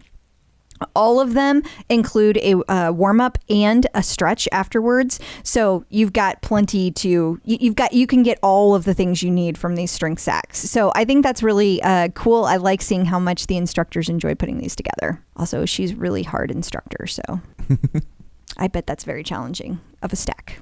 And then finally, there was a new drop in the boutique on Monday. Yes.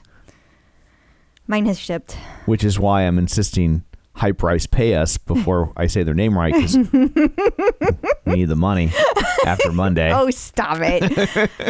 Yeah, so I just thought it was funny because people are always like, when's the drop happening? When's the drop happening?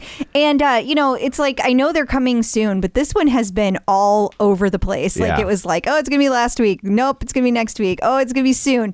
Well, when it finally dropped, lately what they've been doing is they'll drop it over in Europe first, and then we have like 8 hours over here in the U.S. to peruse, shop, prepare, be ready for the drop. Oh, but no, Monday night they were like, just kidding. Surprise. And they pushed it out like 10 minutes after they pushed the one out in Europe. So I had to do some fancy, finagling, but don't worry, everyone. I was able to get everything I wanted. I'm sure they were very concerned about that. I bet they were all holding their breath. Yeah. And you know what? I bought everything I wanted. In fact, it was almost the entire collection. But here's the thing. I'm going to slow down on my shopping this year. I am. Because we've been having an organizer help us around the house, and I have come to the conclusion that I might have too much exercise clothes, and so it's time to purge. So in the coming weeks, I'm also going to be selling specific older clothes that I no longer wear as much. But I'm going to be pulling out some unicorns, and I'm gonna be putting them up for sale. It's going to happen. So keep an eye on her Instagram and our Facebook page, and she will be cleaning them first. You pervs. Don't get any ideas. Ew, don't I got to say it. There's weirdos out there. Well, you made it weird. I promise you, there's weirdos out there that were like, "Ooh, no. No. Ew, stop." Yeah. Checking in with the Peloton community. So joining us today via the magic of ZoomTube is CJ Albertson, and I feel like I got to set up who CJ is. I think that makes sense. Because it's a pretty impressive Absolutely it list is. of stuff. He set an unofficial treadmill record by doing, a 50K in 2 hours and 41 minutes, a marathon in 2 hours, 9 minutes, and 58 seconds. He also did a 50-mile run at a 7-minute and 6-second pace. He also topped the Peloton Tread leaderboard 57 times in 28 days. And if you're and like right now, I'd say about 30% of our listeners are going bullshit. Right? But here's to the next part, so they know that it's not. He was 7th at the 2020 U.S. Olympics Marathon and holds world records in the 50K and indoor marathon. So he's the real deal. Ladies and gentlemen, in all points in between, CJ Albertson. Hi. Hi. Yeah, it's nice to be on. I'm just surprised you're not winded. Yeah. Like, I would think you would always be winded. But I guess if you were always winded, then you wouldn't be in the Olympics. You're like the road runner. You're just like fast. You're so fast. Like, the old cartoons. Yeah. So it was actually the Olympic trials. I'm sorry, but not quite the Olympics, but hopefully that's foreshadowing of 2024. That's right. Fingers crossed. Yeah. Where are the 2024 going to be held? Have they announced that? Paris, I think. Paris. Okay. Well, I'm pretty sure, because my wife has told me many times I have to make that one because she wants to go. She's like, I want to go to Paris. Yeah. She's like, I am going to the Paris Olympics whether you are or not, is what she's telling you. Yeah. So how did you originally get into running? Like, is this something that you've just done since like birth, or? Pretty much. I started playing sports pretty much from birth, but I got into running in 4th grade. Our elementary school had cross country, and I didn't know that running was a sport at the time, but as a 4th grader, it's kind of the only thing that you can do. I just joined the school team, and you just go out to practice and run around the school. That's your practice. You just kind of run around, and I loved it. Just from the first season, I started running and getting in races. It just felt really natural to me, and I loved both running like by myself and just running as hard as I could. But then I also really loved the racing aspect of it and just being competitive with other people. Pretty much just everything about running. I just really enjoyed. So basically from that moment, that first day in 4th grade, I pretty much haven't stopped and just been running ever since. That's incredible. So when you in those early years, 4th, 5th, 6th grade, before you start to get to like high school and college where you start to weed people out, were you just like winning everything? Or was it like not even a contest, or did over time you got better and you started to pull ahead, as it were? Yeah, I mean, everyone develops differently, but I was pretty good as an elementary school runner. I remember my first race I won, and then I ended up winning like our school district championships. That was kind of like as far as you go. So I think I think about like 28 elementary schools in our district. And so I won that meet, and that was like really big. I did some like AAU type meets that are a little bit bigger, like outside of our area, and I lost to a couple people in those races.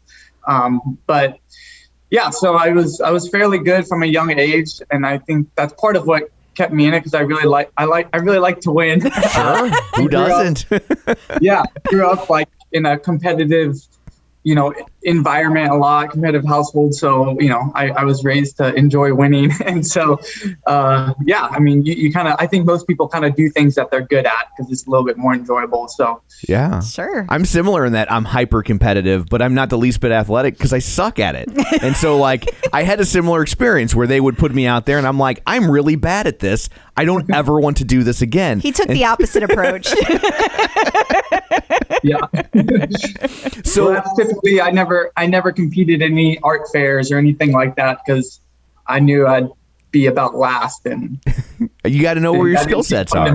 Yeah, exactly. So I'm just curious, as you went through the process of your life with running, was there a moment in time when you said, and I don't mean this in an arrogant way, like I know it's hard to say this without sounding like cocky, but like based on your achievements, was there a moment in time where you were like, okay, like I'm not just like good at this, I'm really good at this? Like, was there a moment when that clicked for you that you're like next level good at this? I feel like somewhat from the beginning, but then I think I more realized it in high school. My freshman year of track, I had the second fastest mile time in the nation. So they had like national lists of everybody that had run it's technically the 1600, but basically a mile. And I was the second ranked freshman. So I was like, wow, like second in the nation. That's pretty good. Yeah. So I think there's always been this thing in my mind that has said like, oh, you're going to be like one of the best in the world, or like, there's just something, you're going to do something great with running. And I've had some up and downs, but I feel like that voice has kind of been in there from a fairly young age. And then I've had like brief moments where like I've been like ranked really high in the nation or done some really good things to where that voice has become more realistic. But I've also had some times where I've had some seasons that were not very good, and that voice seemed like super unrealistic because it's like I'm very mediocre right now. So yeah, just like anyone, just kind of have ups and downs. But I'd say, yeah, that freshman year is really when like my eyes were opened to where it ranked in a national scale. Wow. Yeah, that's pretty cool. It is. It is very cool. So is, in the grand scheme of things, is there that much of a difference at that level between like one of the best and having a mediocre season? Like, I mean, is it like 0.2 of a second? Right. Like, is it, like, is the metric so narrow at that point between what makes good and mediocre? No, there's a pretty decent range. It's not like the Olympics in the 100 meters. I mean, that like, yeah, 0.2 of a second is just massive. But no, so for example, like my freshman year of college, I wasn't running that good. And I was running basically 5-mile races at roughly like 5:10 pace or so, or 5:15 pace. And my 50K world record was at 5:14 pace. So right now I'm basically running like what I was running in college for 5 miles. Now I'm doing that for over 30 miles. And I'm running a marathon at about 5-minute pace, like, way faster than I was running just a 5-mile race. So it's a pretty significant gap, compared to what I was doing. So yeah, it's not really that close. Well, your marathon time just like blows me away. I mean, I all of your times do, but especially your marathon, because like I walked a marathon on my tread this year, and yeah, spoiler alert, it took like 8 hours. So just to think that you did the exact same, like He could have done like 4 marathons in the same time. I mean, that's just insanely fast to me. I mean, I'm really slow. Like I didn't even start getting into anything athletic until I was like in my 30s. So like we're talking very different backgrounds of how we got there as far as being able to do that kind of distance. But I mean, it's just my mind just can't even comprehend that you did it a fourth of the time that I did it. That's insane. You ran a marathon. I have to put it in nerd terms for me. He ran a marathon in less time than it takes to watch Avengers Endgame. Exactly. Like that's shorter than the most of the wait times at Disney World. Yes. I waited longer to ride Avatar. Exactly. I think the last time my wife and I went to Disneyland, I think we actually talked about that. Like we could literally run a marathon in the time we're going to sit in this line. I don't particularly love Disneyland for that reason, but I bet it's hard for you. So I go. I bet it's hard for you to sit still since you're that active. I bet it's hard to just stand there that long. I'm really good at sitting still and laying around and doing nothing, but standing's hard. Standing is probably the hardest activity I think in the world. I'm sure there's some manual labor jobs I would disagree, but standing is hard. I feel so tired after just standing around for a few hours. You gotta take. I'm the guy that naps on the benches at Disneyland. My wife and I, we're just laying there just because standing's hard. So I have something in common with some. I can sleep anywhere at any time. Like, true. You give me like 30 seconds notice and I'll be out. It's infuriating how fast he falls asleep. Okay, but I'm curious how you came across Peloton and when, but also why you decided on the Peloton treadmill specifically. Yeah. So this past summer, I live in Fresno, California. So California, pretty much the whole West Coast just had tons of fires. And so that made it difficult to run because it's just, you walk outside and there's literally just ashes falling on you. So I had to do a lot of treadmill running, and I had never really run on treadmills before. I didn't really like them. And I was just using some friends' treadmills because I didn't have one of my own. And then one of my friends had a Peloton treadmill, and I had honestly I never even heard of Peloton treadmills. I didn't know they existed, knew nothing about them. But I walked into his garage and I just looked. I was like, "What is it? Like, this is the nicest treadmill I've ever seen." And I got on it, and the first day I ran on, I was like, "Oh wow, this is really smooth. It just runs a lot nicer than most of the treadmills I've been on." And then the next day, or maybe a few days later, I came back.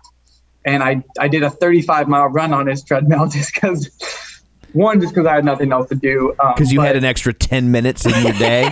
Yeah. Yeah, but I really like the feel of the treadmill. The slatted belts are just really nice. It gives more of a feeling like you're running on the road. Because traditional treadmills, the deck is kind of bouncing up and down, and that does reduce some impact, so some people like that, but it just feels awkward to me because that's not how running really feels when you're actually running outside on ground.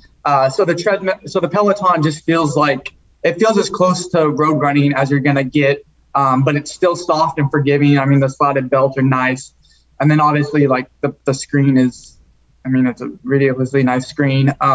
And the only really similar treadmills are like the Woodways. And to me, they're basically the same, but those are like $10,000. So $4,500 is a pretty good price. And I felt like they were just as good. So I decided I wanted to get a Peloton for myself because I'm a professional runner. I should probably have my own treadmill instead of like calling up friends trying to find it. So yeah, I got one, and that was in, I think, either the end of October or November, somewhere around then of this year. Wow, that's very cool. Yeah. So I'm curious, what made you decide to do your tread challenge then? Like, what inspired that? The first few months I had the treadmill, I didn't have a Peloton subscription, so I was just doing like it's not even the Just Run. It's just that you just hit the button and then you go on the. But but then I got a subscription for a month, and I was like, I just kind of want to make the most of it and like take as many classes as I can.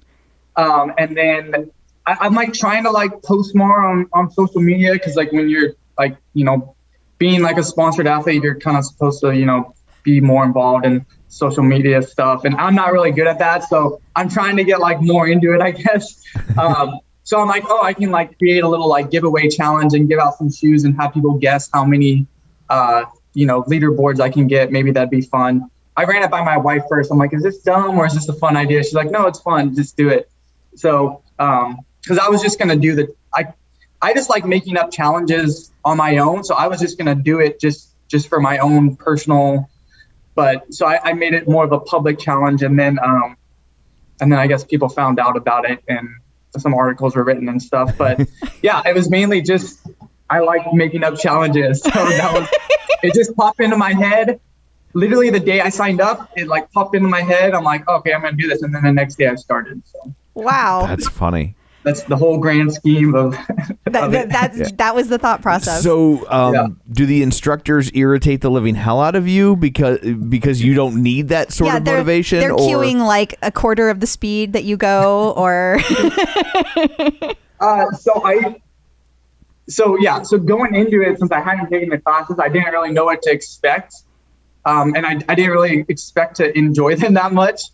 And yeah, I think I did expect them to kind of annoy me a little bit, but I actually I enjoyed the instruction a lot more than I thought I would. I don't listen to like the you know, the number cues or what, but in running, I feel like there's a lot less of that. They're not like super specific about the miles per hour and stuff. They kind of just give you general guidelines.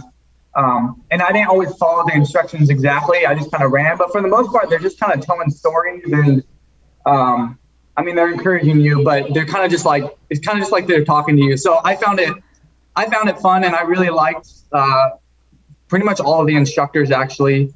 And so when I did that 50-mile run, I actually just had like classes stacked, and I went through like 15 classes and it was fairly entertaining. And I actually had the sound on the whole time. So yeah, it doesn't annoy me. Yeah, I mean, even for me, like, being a professional runner, like I find them motivating. So one thing that stood out to me within the Runner's World article was that you went into classes, and when you could tell people were cheating to be at the top of the leaderboard, you were like, I'm out. You went to a different class immediately. So how, like, what tipped you off? Yeah, exactly. That they were cheating. Yeah, so I don't know how it is for biking, but for running, you can see like their miles per hour and their incline. So when I'm looking at it, usually people cheat with the incline. So the incline will be, if they're doing like 12 to 15%, it's like nobody just casually runs at like 15% incline. Like you just don't do that. And then if you're running like 10 miles an hour, like your sprint, like running 6-minute pace up 15% incline is, like, I mean, I can do that for a sprint, but you're not just casually doing that for like a 45-minute run. Right. So that's usually when I could see it. And so the treadmill there's a sensor that picks up your weight. So if you step off it I don't know what the time period is, probably around 3 seconds, then it puts your output at 0. So I'll look at people's output, and it like every like 10 seconds or so, it'll go to 0 for a couple seconds. So that means and when that happens, like 10 times, you know, like, okay, they're either stepping off and stepping back on, or they're holding on to the rails and they're, you know, taking too much weight off, so that's triggering the sensor. So that's how I can tell. And it's just, sometimes they're just so ridiculous. It's like, it's humanly impossible. So they're obviously, since I was doing the challenge to try to get as many first as I could, that's why I'd like just do a different class, because it's like, obviously I can't. Yeah, you're not gonna. You're not gonna win against something like that. So I guess my next question then is, can we get a list of all their leaderboard names so we can publicly shame them? No, I'm not. So on one, I was doing a live class, so I didn't get off because I was like already committed.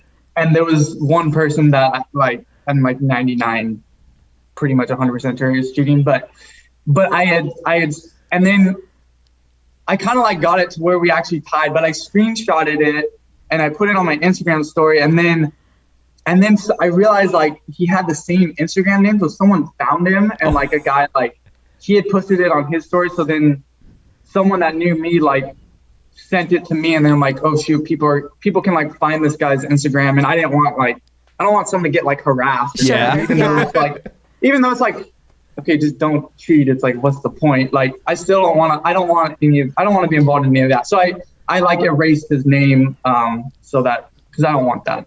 Good for you. No, I get that. That's very nice of you. And there could be like maybe their calibration is really screwed up. That screws up their in-kind. Because some people are always at 15%, and maybe their calibration got messed up somehow, and there's nothing they can do about it. I mean, I don't know, but. That's nice of you. I like that you're giving the benefit of the doubt. Did you know in the Peloton community, and maybe this is outside of the Peloton community, I don't know because I'm not like a real runner, but they actually have a term for cheating, and it's called pawing. Like they call it, like they have like a whole discussions on the Tread Facebook group about pawing, and it's like because of what you said, they'll like step on and they'll put their foot on. And I get it. Yeah. Yeah, it surprised me. So I didn't know if you knew that, or maybe that's just a runner thing. Yeah, but it seems like there's a lot more cheating in the biking. There is. Oh, there is.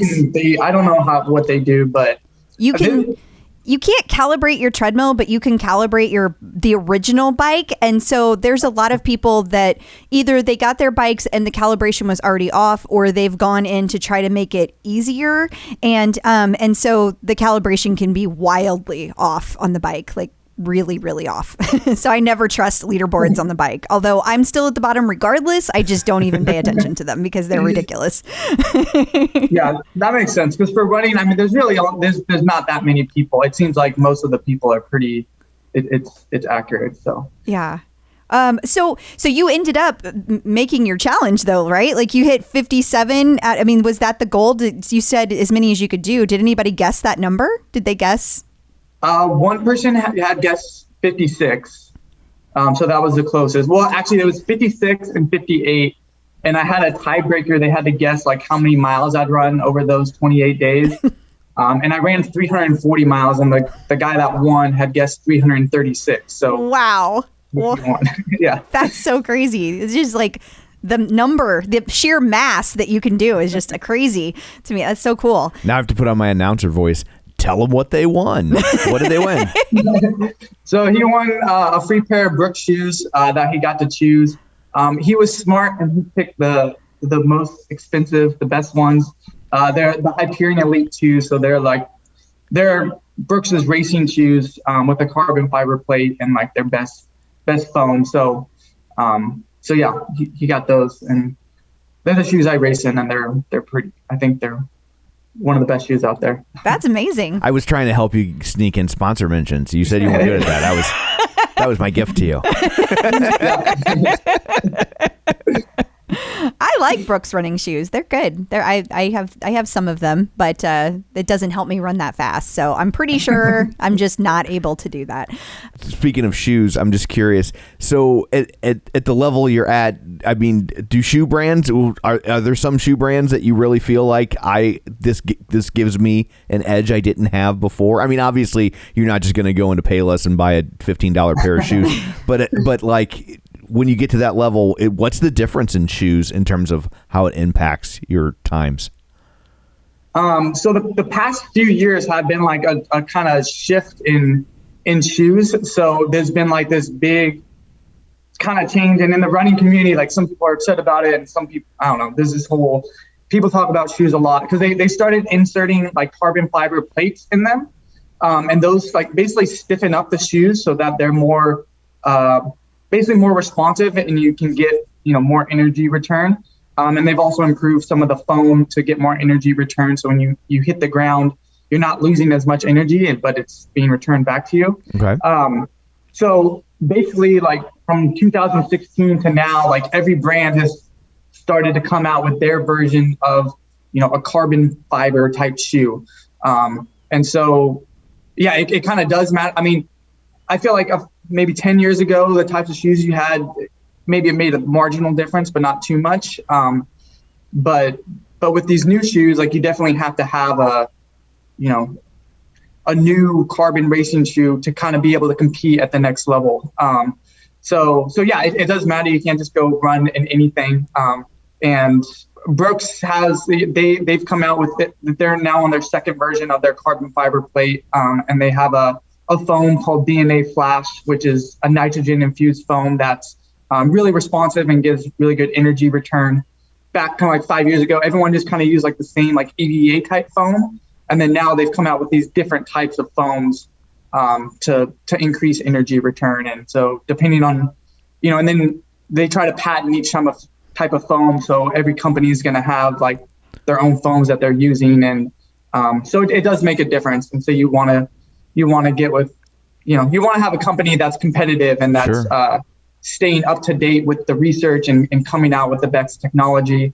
And then as an athlete, you try to work with your sponsor to, give them feedback and help them, design shoes that will, fit how you race. So I give Brooks like feedback on their new shoes and what I'm feeling. And, I don't know tons about how to manufacture shoes, but I try to give input on what I'm feeling so they can try to make it the best they can. I have to ask this Totally. one. So are you like changing, do you have to like change your shoes like every month? Because if you run 340 miles in 1 month, that's pretty much how often you should be changing your running shoes. That's why you had to get a sponsor. Yeah. Can't keep buying those. The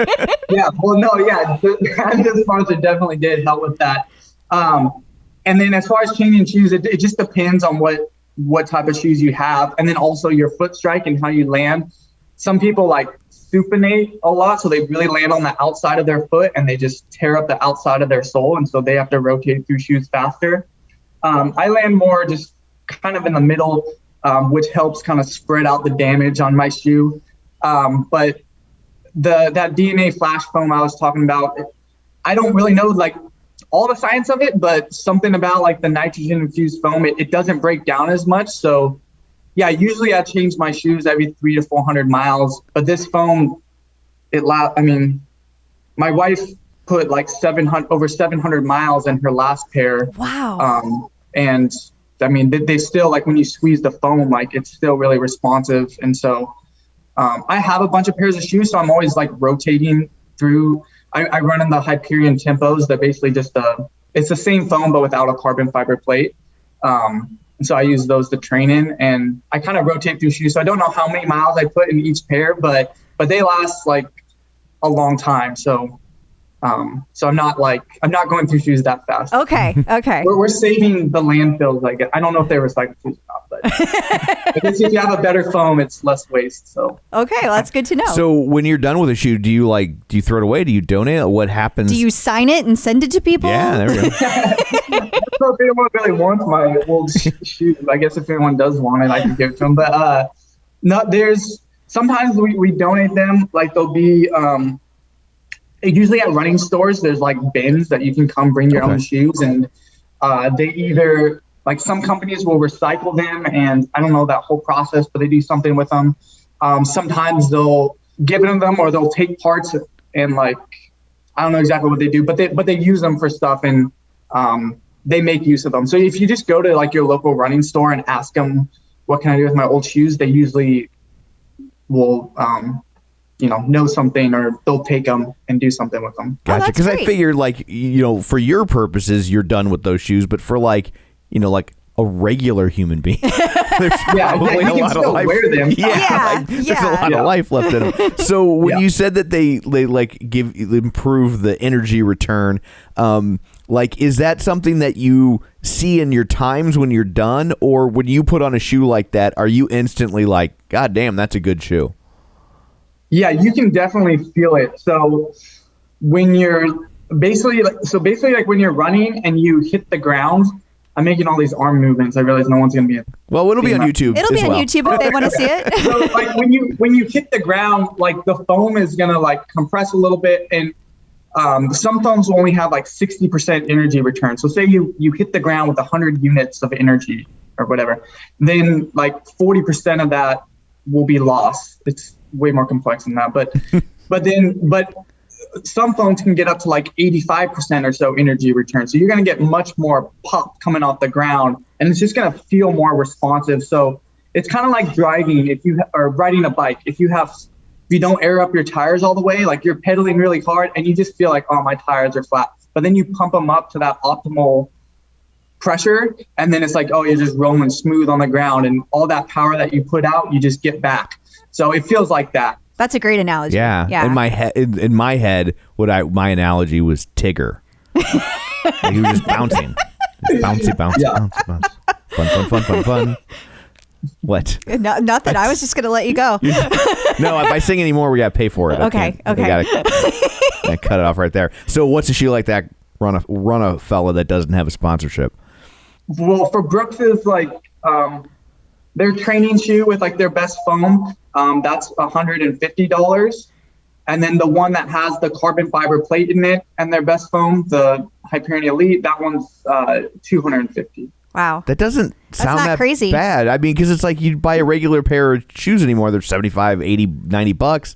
So to get all the science that they cram in there, yeah, that's, that doesn't seem unreasonable. It does not. Let's turn into a commercial for Brooks. They should be very happy with it. Is there a promo code we should be giving out right now?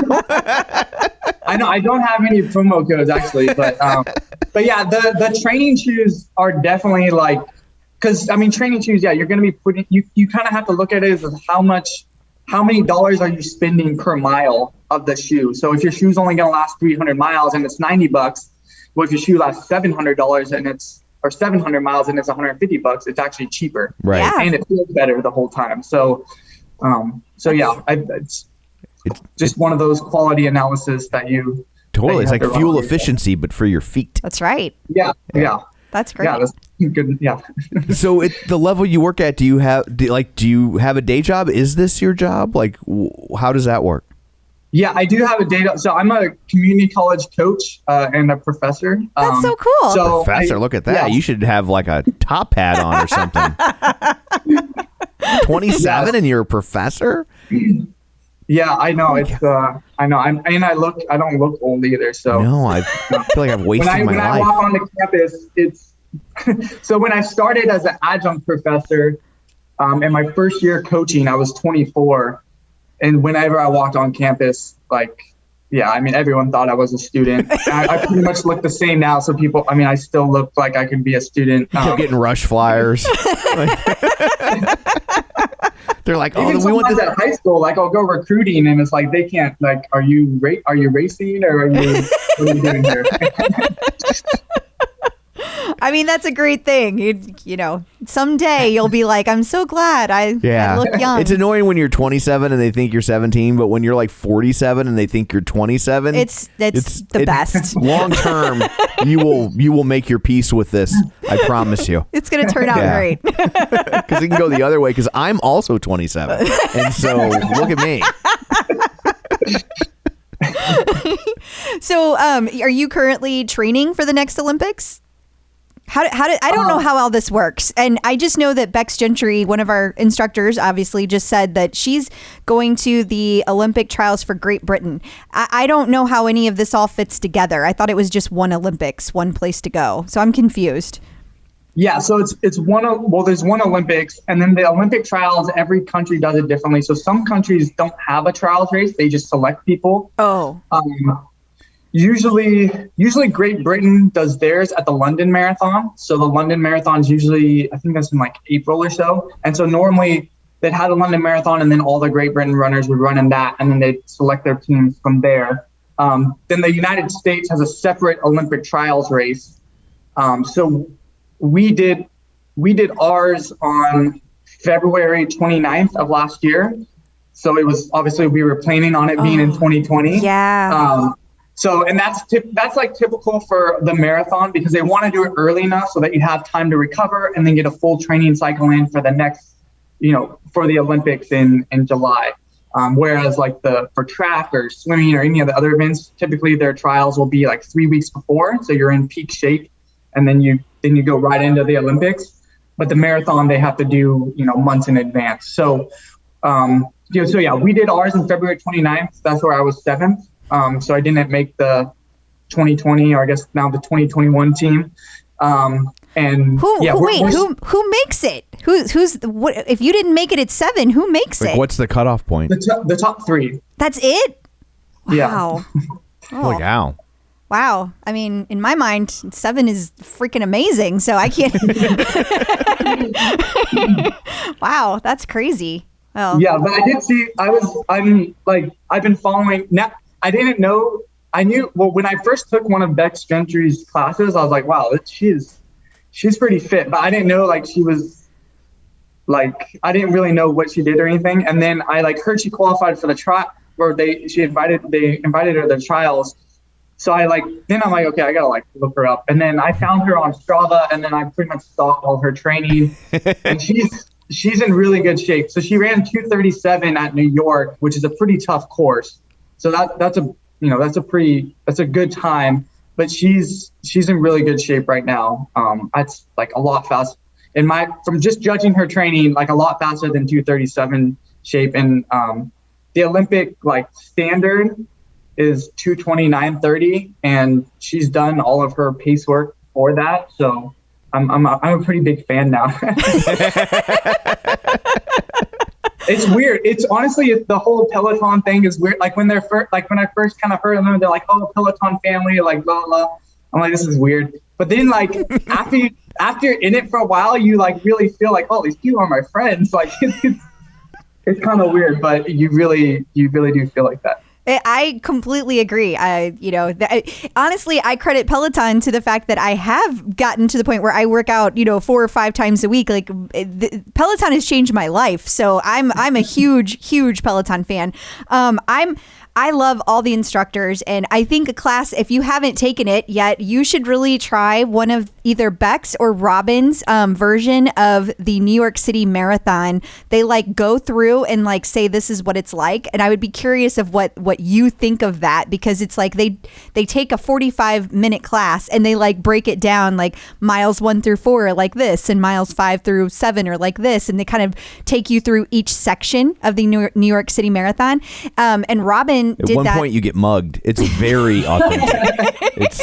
And Robin's version, I've done it a couple of times because I feel like it's a super inspirational class. It feels good. It feels like you're really there. Every time I take that class, I'm this close to, I should actually sign up for a real marathon and do it. And then I come to my senses because I'm oh, that was only 4 miles. So I still have the other 18 to go or whatever. Anyway, I think you should try that if you haven't taken all those classes. Do you still, are you keeping the Peloton programming? Are you keeping it? Yeah, well, at least for this month, because I missed the date to it auto renewed, and I forgot about it. That's how they get you. That's how they get you for sure. Yeah. So yeah, I've been doing a few more classes. And now I basically just do some of the live classes now because it's kind of fun. Yeah. Have you taken the live DJ runs with Adrian? I haven't taken a DJ run. No. They're fun. Oh, are they called DJ? What are they called? Yeah, they're called live DJ runs, and so they have DJ John Michael over in the corner, and then Adrian. It's usually Adrian, but it's been other instructors, and then they'll be running, and it's basically a party on the treadmill. It's so much fun. It's a great way to wrap up the week. It's awesome. Well, I'll have to look for that one. So, as a professional runner, a professor of running, yes, I need your expert opinion. Oh dear. In a race, Speedy Gonzalez or Roadrunner, who wins? I'd say Roadrunner just because I never really watched Speedy Gonzalez. So yeah, it had been gone they wouldn't show it anymore by the time you were a kid. So yeah, totally. I only saw Roadrunner, so I think I maybe saw one Speedy Gonzalez clip. It wasn't even I would think Roadrunner just because he's got the leg spread. You know what I mean? The mouse is really fast, but it's little tiny mice legs. I see. To me, it's the little cartoon dust that's behind him whenever he takes off. You know, and the sound effect. That's how I know he would win. Yeah. Okay. Yeah. Flash or Superman? Oh. Well, Flash is actually running. I feel like Superman's cheating because he's flying. I think that's a fair analysis, right? Yeah. Although Flash taps into the Speed Force, which could be classified as a performance-enhancing drug. So I don't know how that one cares. works. Okay. I feel like this is that Amazon Prime show. What is The Boys? The boys, the fast guy, and they're all taking that drug or whatever it is. I'm so happy they turned. I haven't watched that show yet, but I'm so happy they did because I have all of those issues. So do you really? Oh yeah, I bought them all when they came out do. because it's written by Garth Ennis and he's great. Right. And so if it's Garth Ennis, I'll buy it. And so now they're all like $150 an issue. I'm like, this is how we go down rabbit holes. This is my 401k. This is what I do. Okay, so what do you mind sharing your leaderboard name with people or? Yeah, it's just CJ Albertson. I actually knew that because I heard you. CJ, and then there's a underscore. Underscore. Gotcha. I heard you get a shout out the other day, so that's pretty cool. I was on a class. I heard you get a shout out. So. Oh, what class? What? Oh my God, this is terrible. I can't help you. Don't look at me. I know. Why am I looking at you? I don't know. I feel okay. I think it was Selena. I think it was a class with Selena Samuela. And I want to say it was her Women's History Month, but I'm not positive about that because I think I did that one. So okay, probably. Then it probably was. Then you probably get so many shout outs because everybody's like, "Wow, look at him at the top of the leaderboard." That's very cool. It's very cool.